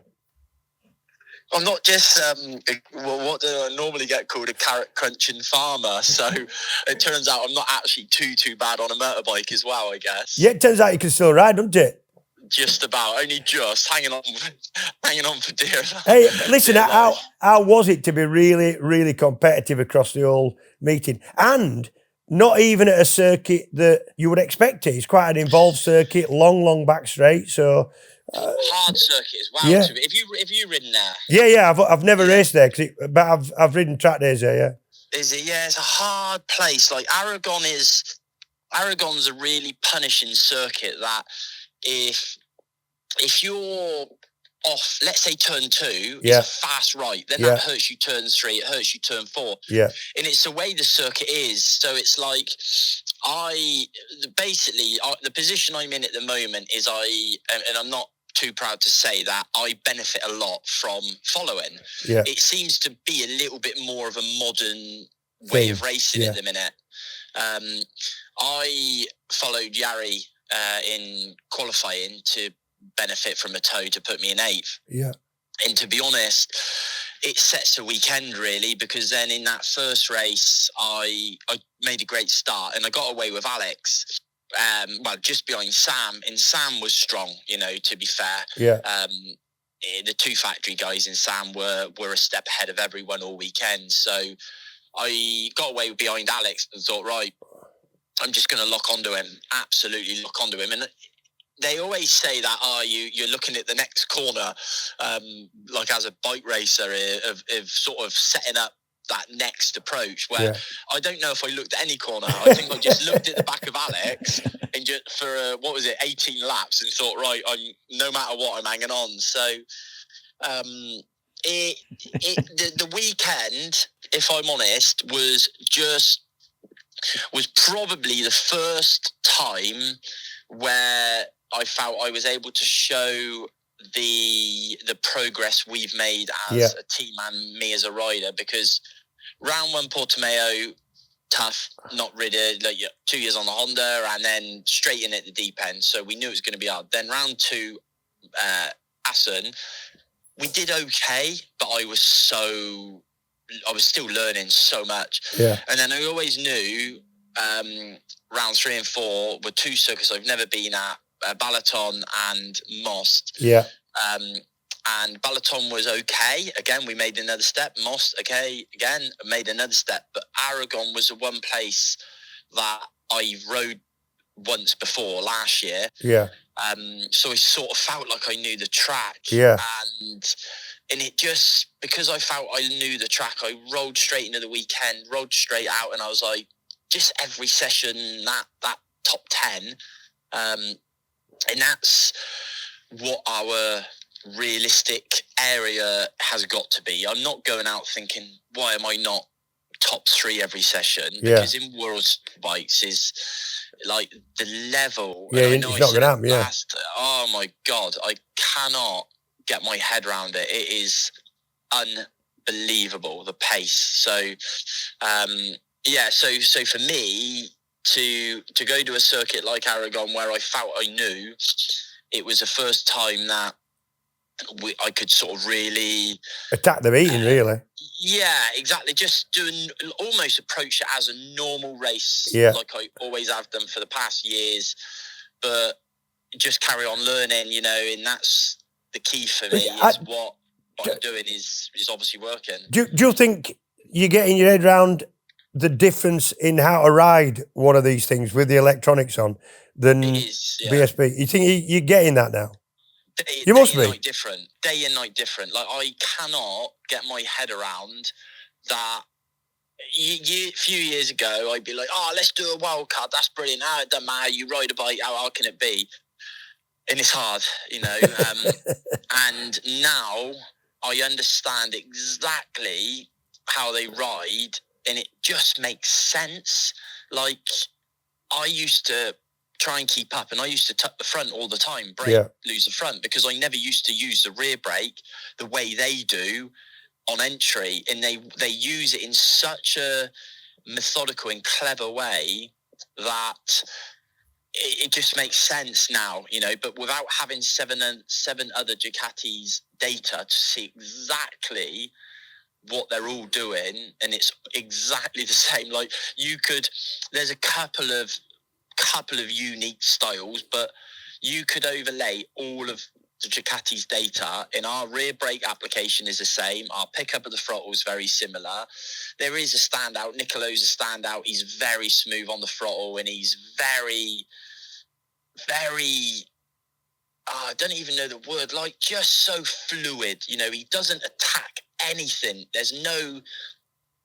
His braking isn't aggressive. His throttle's not aggressive. His turning's not aggressive. Everything is like that standard saying of like poetry in motion almost, where you'll then look at others, even Yaris or Masaus or whoever, and it's a lot more aggressive than his. So, it was Aragon was a good, strong weekend. The hard bit now is, like I said in one of my interviews with World Superbikes, that I didn't think, what am I, 5 rounds in or whatever it is, I didn't think 5 odd rounds in, I feel I'm almost at that glass ceiling, because it'd be tough to go much better. Ultimately, Sam was the only guy Sam was the only guy that stopped me winning the first independent, which doesn't sound a massive amount, but you're talking like Sam's, what is this, his 3rd year in Worlds, unbelievable team with obviously whatever budget they need, and he is riding fantastic.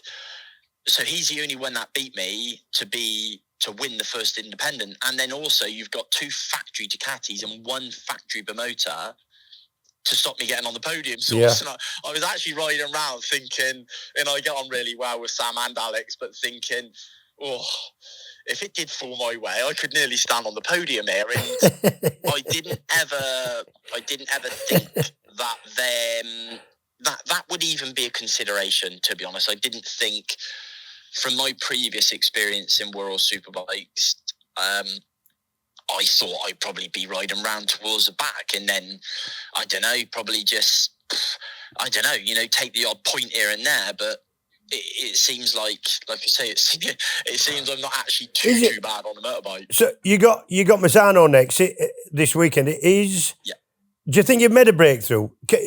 Sometimes you come away from a meeting and you think, well, that's a bit of a one-off. I've always liked it here. The bike's suited to here. Other times you come away and you think, do you know, this is going to transfer. We're going to be all right now.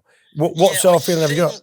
My gut feeling is Misano is a circuit is very complex. Yeah. Really tough. We did a test here, maybe 2-3 weeks ago, like all of the World Superbikes guys. And I was strong, I was fast. I was, I think, 33 flat on race tyres, when a lot of them were sort of mid-32s on the qualifying tyre. I was running about 10th, 11th. So it actually seemed like it was actually the test at Misano that made us a little bit of a breakthrough to go into the world. Yeah. To then to go Aragon and go, actually, we've made a bit of a step. Where I'm weak at the minute, and which is what is holding me back, is I can't quite brake as aggressive or as late as the others. So when I'm behind people, I really, really struggle to get past them, because I brake, but then I trail the brake into the corner. Yeah.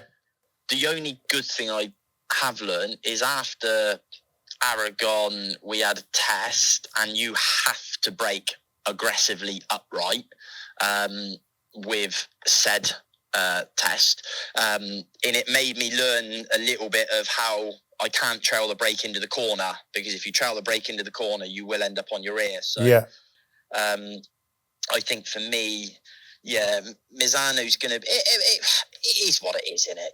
It is what it is. I think Aragon, I don't know as well as Misano. Misano test, I was quite strong. So I'm hoping to be able to, to continue. But whether that'll be continuing by getting faster, I don't think so, because like I say, I feel like I'm almost at that glass ceiling, and to get to that absolute limit is maybe a little bit of luck our way, someone DNF or something, and who knows. But when I look back and I think, well, actually I'm beating Barney and beat Go 11 guys, a lot of guys behind me, the factory yams and so on, and I don't know, and I don't take any offence, but I know if I asked many of people before I started, no one would have put me in the position I am in. Exactly. And like I say, I don't take offence. I genuinely, because I probably would have said the same. Like I'm optimistic, but I'm also realistic. So it's just nice to see.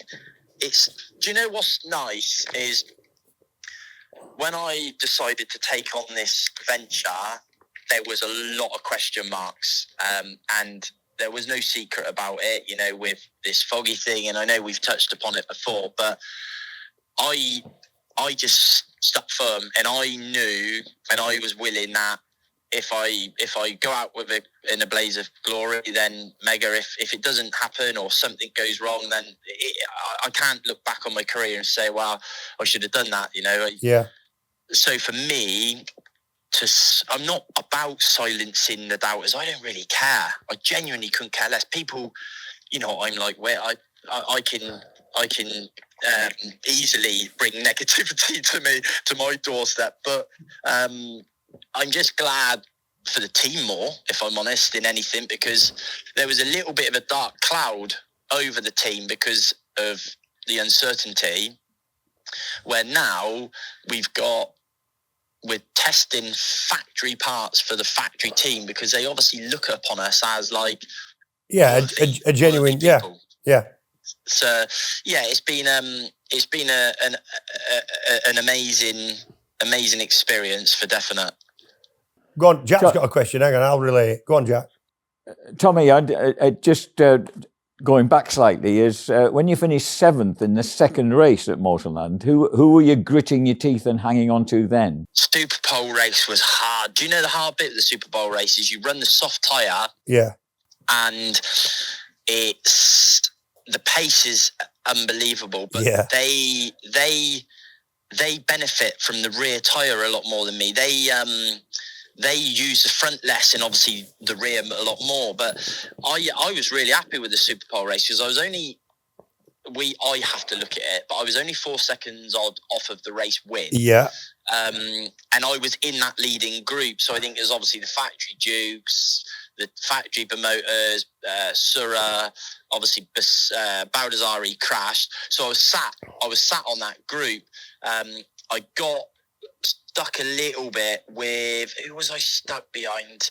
Chavi held me up a bit before I passed Chavi, but I felt after that P5 in the first race, I felt like I didn't need to almost, let's say, grit me teeth as much. I felt like I was riding a lot more fluid. Even in that last race, okay, yeah, could I be disappointed with 9th? You finish 5th, you finish 7th, then you finish 9th. Of course, you always want to... Yeah, I could say, only because you finished 5th in the first one. But the way I look at it is, again, I was 18 seconds off the win, but I think maybe 4th place was 15 seconds.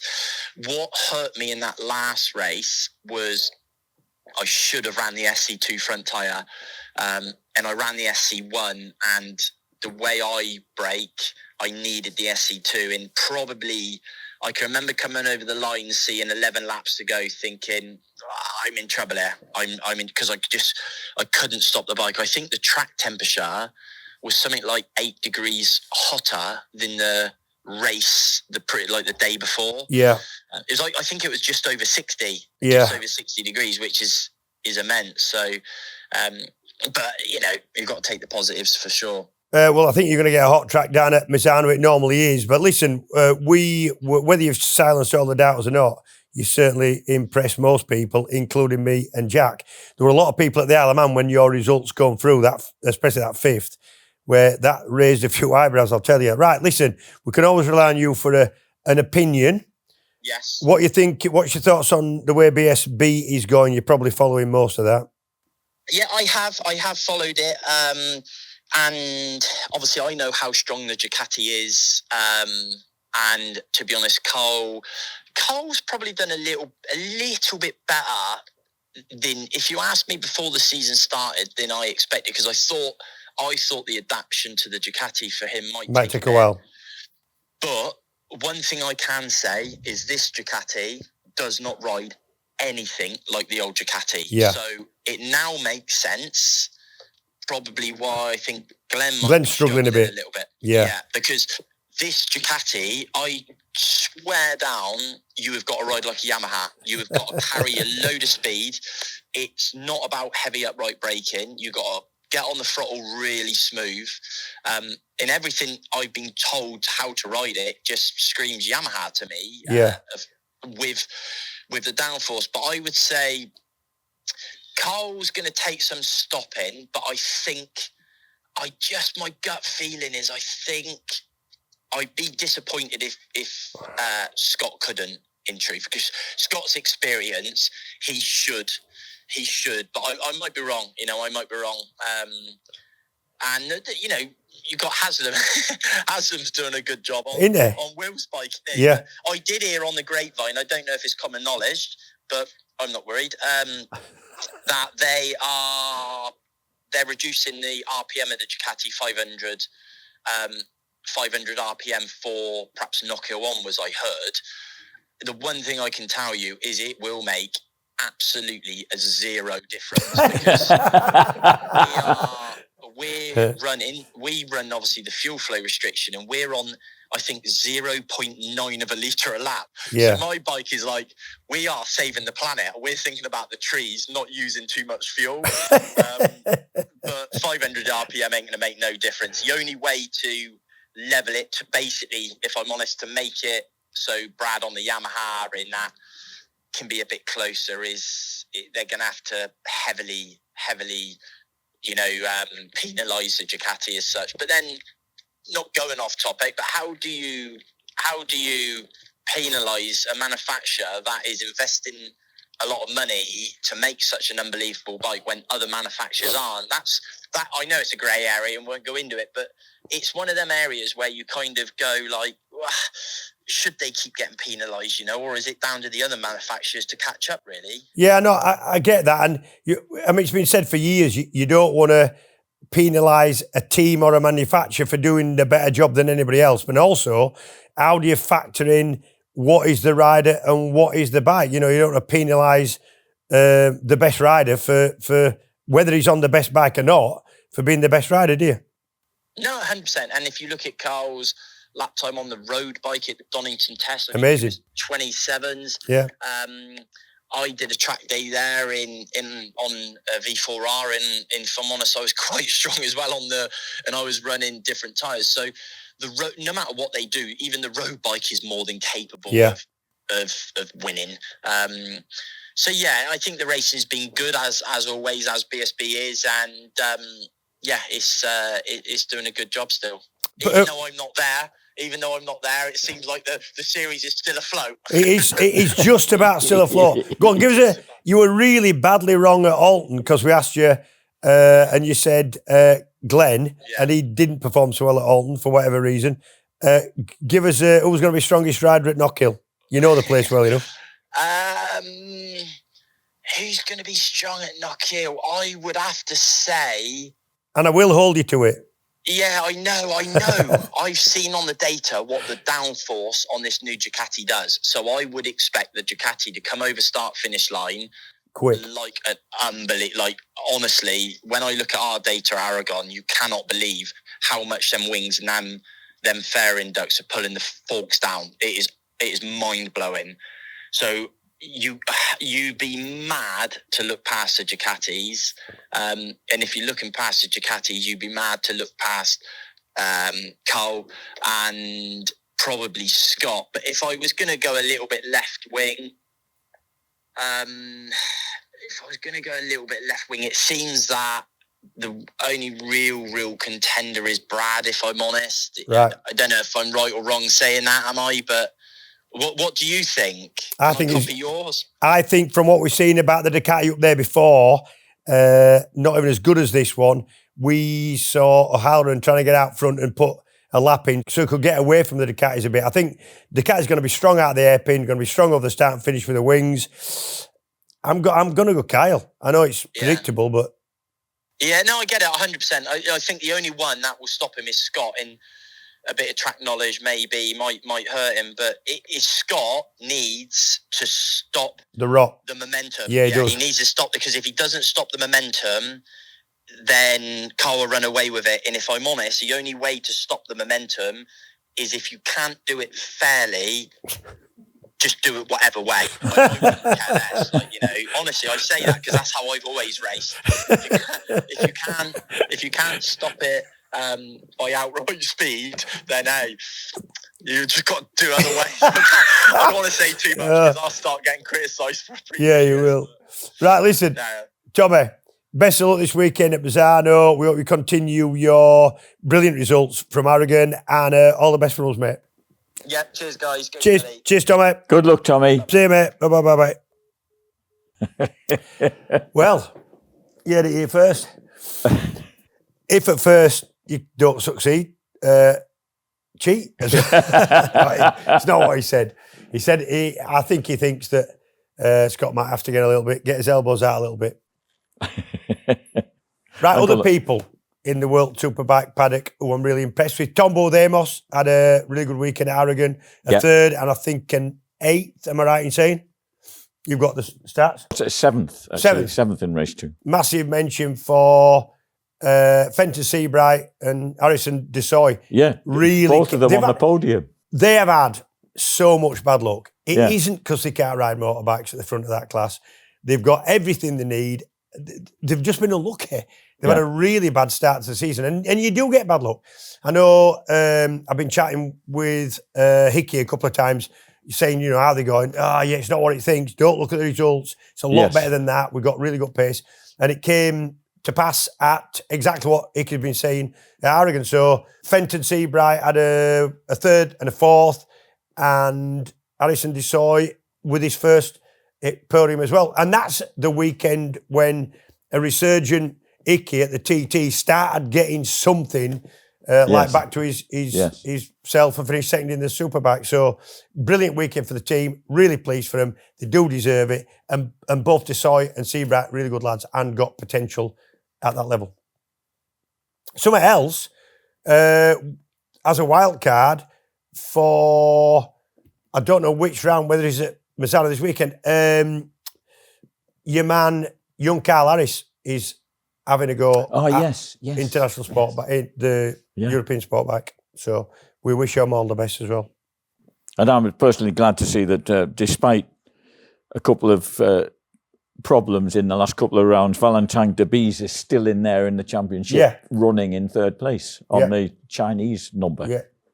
Other people who contributed, shall we say, Jake Dixon, good to see him back. Yeah, good to see him just back. outside the points in that first race, but he's being replaced by, as he's not really quite fit yet, Ryan Vickers is going to go down to Misano. So good luck to that boy. Yeah, really, I think that Ryan's been a bit unlucky. I think Jake's been a little bit unlucky, but Ryan has been a little bit unlucky that the Honda isn't just what he needs at BSB. We're all pulling for him and hope it is, because you don't want to see him or Halloran struggling when they're as good as most of the people in the championship. Certainly in Ryan's case, I thought he'd be running near the front of BSB. But for him to go out and ride Jake's bike, it's a big ask. But that's what happens. One of the reasons why, you want to be getting into a world championship like Mackenzie, you want to be in that paddock if that's where you want to be full time, because Ryan's had to come back to BSB, but they're always going to think of him if there is a standing rider needed, because he's been in that paddock, so they'll know his face, they'll know how hard he can go. As Tommy's just explained, it becomes a whole different ball game when you step into a World Superbike paddock, and it's a big ask one-off. It's a Ryan. big ask. It is. Yeah. But good luck. The Women's Circuit Racing Championship, Balaton was the last round race. Yeah, there wasn't Aragon, Good to see Ramos winning again. But Chloe Jones still not really mixing it up front. Do we know what the problem is with that? I think they've struggled with team staff from what I hear. I did speak to her. She said she didn't really allude to much. She said it hadn't been the season start that they thought. For a lot of reasons she wouldn't actually get into, which is fine. They're working out to try and sort it out. She says, look, we're going to turn it round, and when we do, I'll come back on the podcast and explain everything. So we're going to get her back on. She's looking a bit better. Yes. Well, she's at the moment she's 8th in the championship, so she's doing all right. Yeah, all right, but we expect her more based on how competitive and good she was last year, and there will be reasons. Talking about ladies, over in the USA, Kayla Yakov, the 18-year-old sensation, qualified on pole for Supersport, the full Supersport in Moto America. Finished 3rd in race 1, 2nd in race 2. And Moto America, Road America, 3rd round, 3rd in both races. First female rider to podium in the Daytona 200 history at the recent Daytona 200.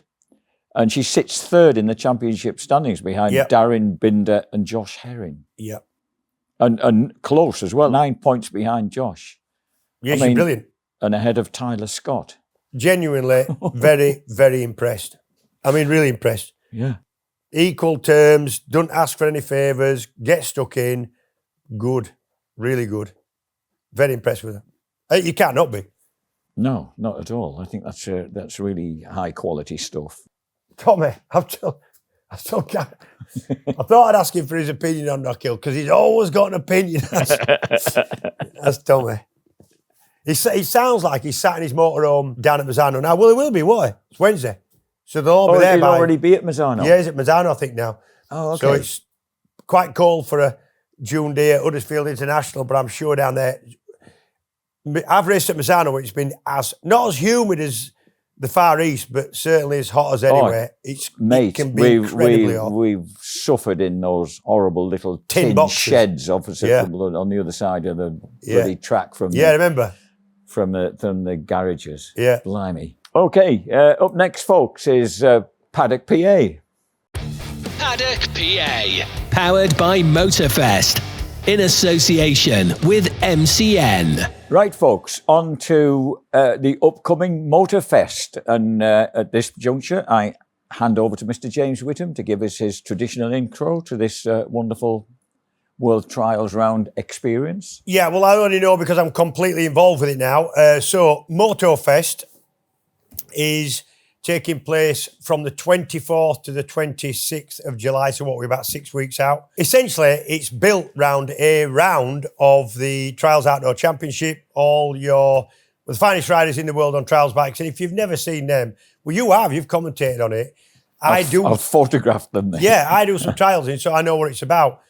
Many road-orientated motorcyclists wouldn't know as much. However, it's one of the best things you're ever going to watch on motorbikes. What they can do is incredible. To watch people doing trials riding, the best in the world, it's going to be brilliant. But they're putting ever so much more on. So my involvement is on-track trials for people, as in they can come and have a trial and have a run round on their own bike on a closed circuit. There is pillion rides run by ex-world champ Dan Linfoot on a proper bike with proper suspension, proper handles, all the rest of it. He'll be there doing that. There's street food, there is bars, there's camping, there's off-road course, there's off-road displays, there's on-road guided riding for adventure bikes and all the rest of it. So also bands on at night, a couple of 3 bands. And actually, if you've never been to Anglesey, it is a beautiful place to hold such an event. Is, yeah. So if you want to go for one of the days or all 3, you can get details at moto-fest.co.uk. Yes. I think I've got that right. It'll be a brilliant event. Loads and loads going on for everybody. Adults, kids, trials fans, people who haven't even seen a trials round, they're going to love it anyway, and tons of other stuff. Which, unfortunately, I shan't be able to attend, but I'm sure that everybody who goes there, including yourself, will thoroughly enjoy it. Yeah. On to our competition for Best World Superbike Championship. Oh, circuit. Yeah. Now, this is where we ask people to make up a circuit based on bits of other circuits they liked. It includes a terrific entry from the man who started it all off, really, Liam Cahill, who produced that wonderful British Superbike. Yeah, he won the vouchers for his favourite composite PSP circuit. And that was very impressive. And he's done us a really detailed breakdown on his World Superbike one, with breaking down the whole detail of every corner, really, which contains 4 segments from 4 different circuits. Yeah. From Sector 1 from Donington, the start-finish straight to Redgate to Craner Curves. Right, good. Sector 2, Phillip Island, Stoner Curve, Miller Corner, Siberia. Yeah, good also. Laguna Seca, Sector 3, the Corkscrew and Rainy Curve. Brilliant, bits of track, unique. And Sector 4, the final one, TT Circuit Assen, Hoga Heide, Ramschuk, and the Kurt Timmer Bocht. Bringing us back round to the start-finish straight at Donington. Yeah, that'd work, and all good bits of track. But Liam, mate, fortunately, you've already won you've already run your vouchers, haven't you? Because you've been pipped. But we've gone with Paul Towers, bless him, who's produced a wonderful a breakdown of how many different sectors here. 12 different sectors from 12 different tracks, old and new. Go on then. Oh, you want me to take you around them? It actually says Paul's actually said, guys, love the podcast. Below would be the corner straights for my dream World Superbike circuit. I've used past and present circuits on the calendar. Right. Hope this is okay. It's certainly okay by me. Might not be the best circuit for those without a head for heights, and there are some last lap, last ditch overtaking opportunities. Yeah. Starting with the mild start-finish straight at Mugello. Oh, God, fastest. Well, fourth gear onto that straight, and then a 220 mile an hour now for and then MotoGP, yeah. Before dropping into Paddock Hill Bend at Brands Hatch. Right, wow. and then Craner Curves at Donington. So keeping going down, yeah. And keeping on going down through the corkscrew at Laguna Seca. And, right, after Craner. Yeah. Wow. Good, yeah. Keep your head in straight. And through Piratella at Imola. So top of the hill, big left-hander. So you've got a climb uphill to the left-hander. Yeah. Turns 8 and 9, the Spanish corkscrew at Motorland Aragon. Again, a brilliant bit of track, yeah. Into L'Eau Rouge at Spa. Yeah, that's going up. So that's fine, yeah. We're getting some height back. Parabolica Monza. Brilliant corner. Forever, the forever right-hander. Yeah. Turn 9 is turn 8 at Istanbul Park. Double apex left before you start coming back down towards start and finish. And then round Ost at Hockenheimring, which is the one right at the far end, isn't it? Well, it's gone. It's just woods now. I know. Oh, God, yeah. It used to be wonderful. Brilliant, yeah. And then the Gert Timmer chicane is popular with almost everybody, isn't Yeah, it? you know so that's why? turn 11. Last lap, last chance. Good overtaking. But turn 12 is actually Lukey Heights. From All right, so you're Island. going Lukey Heights last. Yes. Right, okay. Which is, and I've always said, you're going to get wonderful finishes if you have a honking great, fast, long turn onto a finish line. All right. Followed by a bit of a straight. I quite like a last ditch braking before the start and finish straight. Well, you used to like dropping a motorcycle on the front brakes, didn't you? But anyway, listen, good. All good sectors then. Thanks, guys. Paul Towers. So it's Paul Towers who's won. So Paul has won 2 passes to Donington Park World Superbikes. There you go. Brilliant. And thanks, guys. They really enjoyed those 2. Yeah, actually, both of them, notwithstanding the up and down issue, they've both picked really good corners. They have. Yeah. Yeah. And really, really entertaining stuff. Thank you very much. YouTube members, reminder, for just $2.99 a month, early release of episodes, of which this is number 20, ad-free episodes, bonus content, behind-the-scenes videos, etc., shout out on joining in Paddock PA segment, priority Prezza Q&A questions, monthly draw, winner to watch the show live. And folks, our May winner for our YouTube membership, who is right with us, Mr. Steve Diesel. This is bike. And who brought this wonderful TZR 250 along in his van. And I believe you've got a question for us, mate. So a question to Jack and James. If you hadn't gone into commentary or motorbike racing, what do you think you will be doing now? Yeah, go on, Jack. What would you have been doing? I think I'd like to have become a magazine art director, right, with a really top women's glossy. I mean, I worked in that. No. We are not talking really top shelf. Porno mag. No. We're not talking the porno shelves. No, we're talking about quality mags. I mean, the first magazine I worked for as a designer was Vogue, and I slithered downhill from there. So I'd like to have gone the other direction, or really carried on to fruition my time as a photographer. So yeah, either of those 2 things following my art college upbringing, I think. Well, and can I say, Jack's photography was brilliant. In fact, there's people still using Jack stuff to this day. Yes, it's amazing where it pops up sometimes when you think, oh, hang on, that picture was mine. And I know he knew his stuff because he'll be going through a modern publication, and he's either really complimentary to the pictures, or sometimes you slag them off in a big way because of the background or the angle or the light. So I know you knew your stuff. What would I have been doing? Don't know. I did 18 months of an engineering apprenticeship. I wouldn't want to think that I would have spent a life in engineering, really. Not for any other reason than I didn't like the idea of standing behind a lathe for 8 hours a day. What else were I into? Not much, really. When I started racing, I was literally taking the route of least resistance through life. And then it's like a lot of kids, though.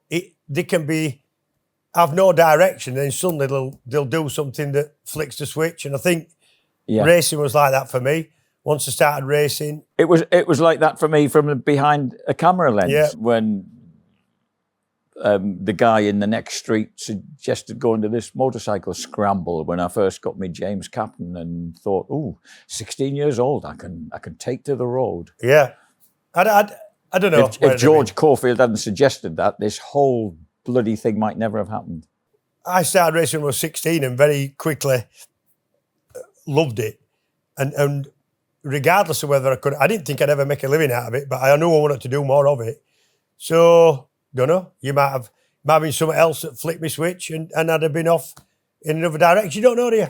No. You don't know. You might have been riding a monkey bout all the way to Knockhill. On that subject, because we know that Maria Costello was injured in the Isle of Man, we've talked about it earlier, there is a GoFundMe set up, and to add to that, Kyle Ryde has decided he is going to ride a Honda 125 monkey bike from his place in Jacksdale to Knockhill for the BSB. You reckon they could do it in about 9 hours, do you? Well, I was chatting with him. He reckons it's about 9 hours of riding. He's been joined on another monkey bike by Josh Brooks, all to raise money for Maria. If you want to ride with them for part of the route, they might be going near your town. The route they haven't even decided on yet. They can't go motorway. There's no motorway. Okay. Because I think Brooks has got a licence, but I know that Kyle doesn't have a full licence. So he'll be on L plates. So there's no motorways. Not that you'd want to take a monkey bike on a motorway. But if you keep abreast of everything on Kyle Ryde's Facebook page, you will be able to find out where they're riding from and to, and the route and the times. And if you want to join them for half a day or a couple hours, or join them for one of the post-it cup of tea stops and have a bacon butty with them, they'd be quite happy to see you. Have they got a breakdown truck in tow? Just in case they're not going to need a breakdown truck. Them things will run forever. They're brand new motorbikes.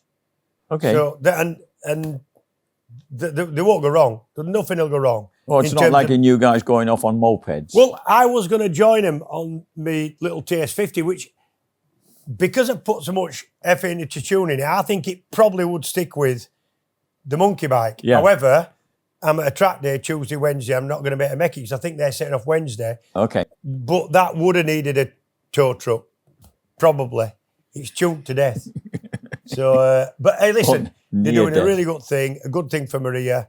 And I hope they get a good bit of weather for it. Long way on a monkey bike from Jacksdale to Knockhill. YouTube member shout-outs that we've got that have arrived. Paul Haskins, James Heaton, at KLMN 1910, at Medic-1, at Maxilly 6306, at Richard Hines X1E, God, I do like names, rather than these at things that deceive me, at Delshack 4306, at Alfie _Jenko 2. Is that Alfie Jenko's son? That'll be Jenko's son. Adam Jenkins' lad. Yeah. Who is getting quite good at racing now. He is, yes. And tractor driving. If you're enjoying the podcast but don't want to become a paying YouTube member, we'd really appreciate you showing your support by hitting the subscribe button. It's completely free. You'll be notified every time a new episode goes live, and it makes a huge difference in helping us grow the channel. We're aiming to reach 10,000 subscribers, so if you haven't subscribed already, please join us and help us to hit that milestone.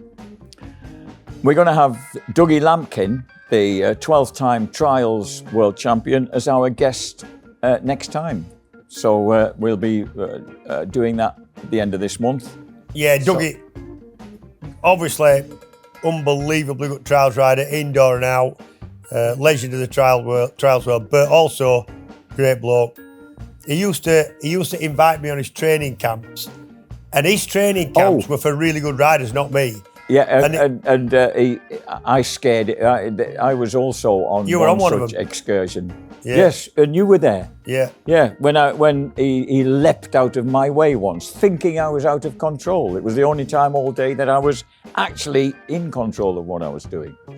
But yeah, they were very entertaining. Yeah, great bloke. I look forward to seeing him next time. Yeah. So on that note, I think we're coming to the end of episode 20 of The Outside Line. We'd like to say thank you to our headline sponsor, LS2 Helmets. Thank you very much to Metzler. Nice to see that Sprout has been making use of his tyre quite a bit today. Our thanks also to Roadskin Motorcycle Wear. Our thanks to Motul. And that actually reminds me, we've got a £200 voucher to give away for what James regards as his best question of the day. I know which mine was. That was, I really was entertained by your response to shitting yourself on the starting line at the Well, that's it. That's what I'm going to say. That's Bob Jones, if I remember. His question was, is there more pressure and nerves on the line or the road when you're waiting to go off at the TT compared to like Donington or short circuits? The answer was what I gave. Yes, definitely, for them reasons. So thanks, Bob. You got 200 quid's worth of Motul vouchers, which is brilliant because the range of stuff they do is exceptional and the quality is brilliant. That's about it, really. Until next time. And my thanks to Mr. James Whittam. My thanks to the resting Sprout, who did briefly chase the rabbit earlier today, under persuasion from James, and from myself, Jack Burnicle. And thanks for also Dean Harrison and Tommy Bridewell and John McGuinness. And with a cast list like that, where can we go wrong? So don't forget, folks, keep your questions coming in. You too could be the winner of the letter of the week, the question of the week, I beg your pardon. If you get your questions into the Outside Line podcast at gmail.com. So goodbye from us. And look, his little tummy there. Look. Oh. He's back at boot camp. So and goodbye from them and goodbye from me. See you next time. What are you doing? What are you doing?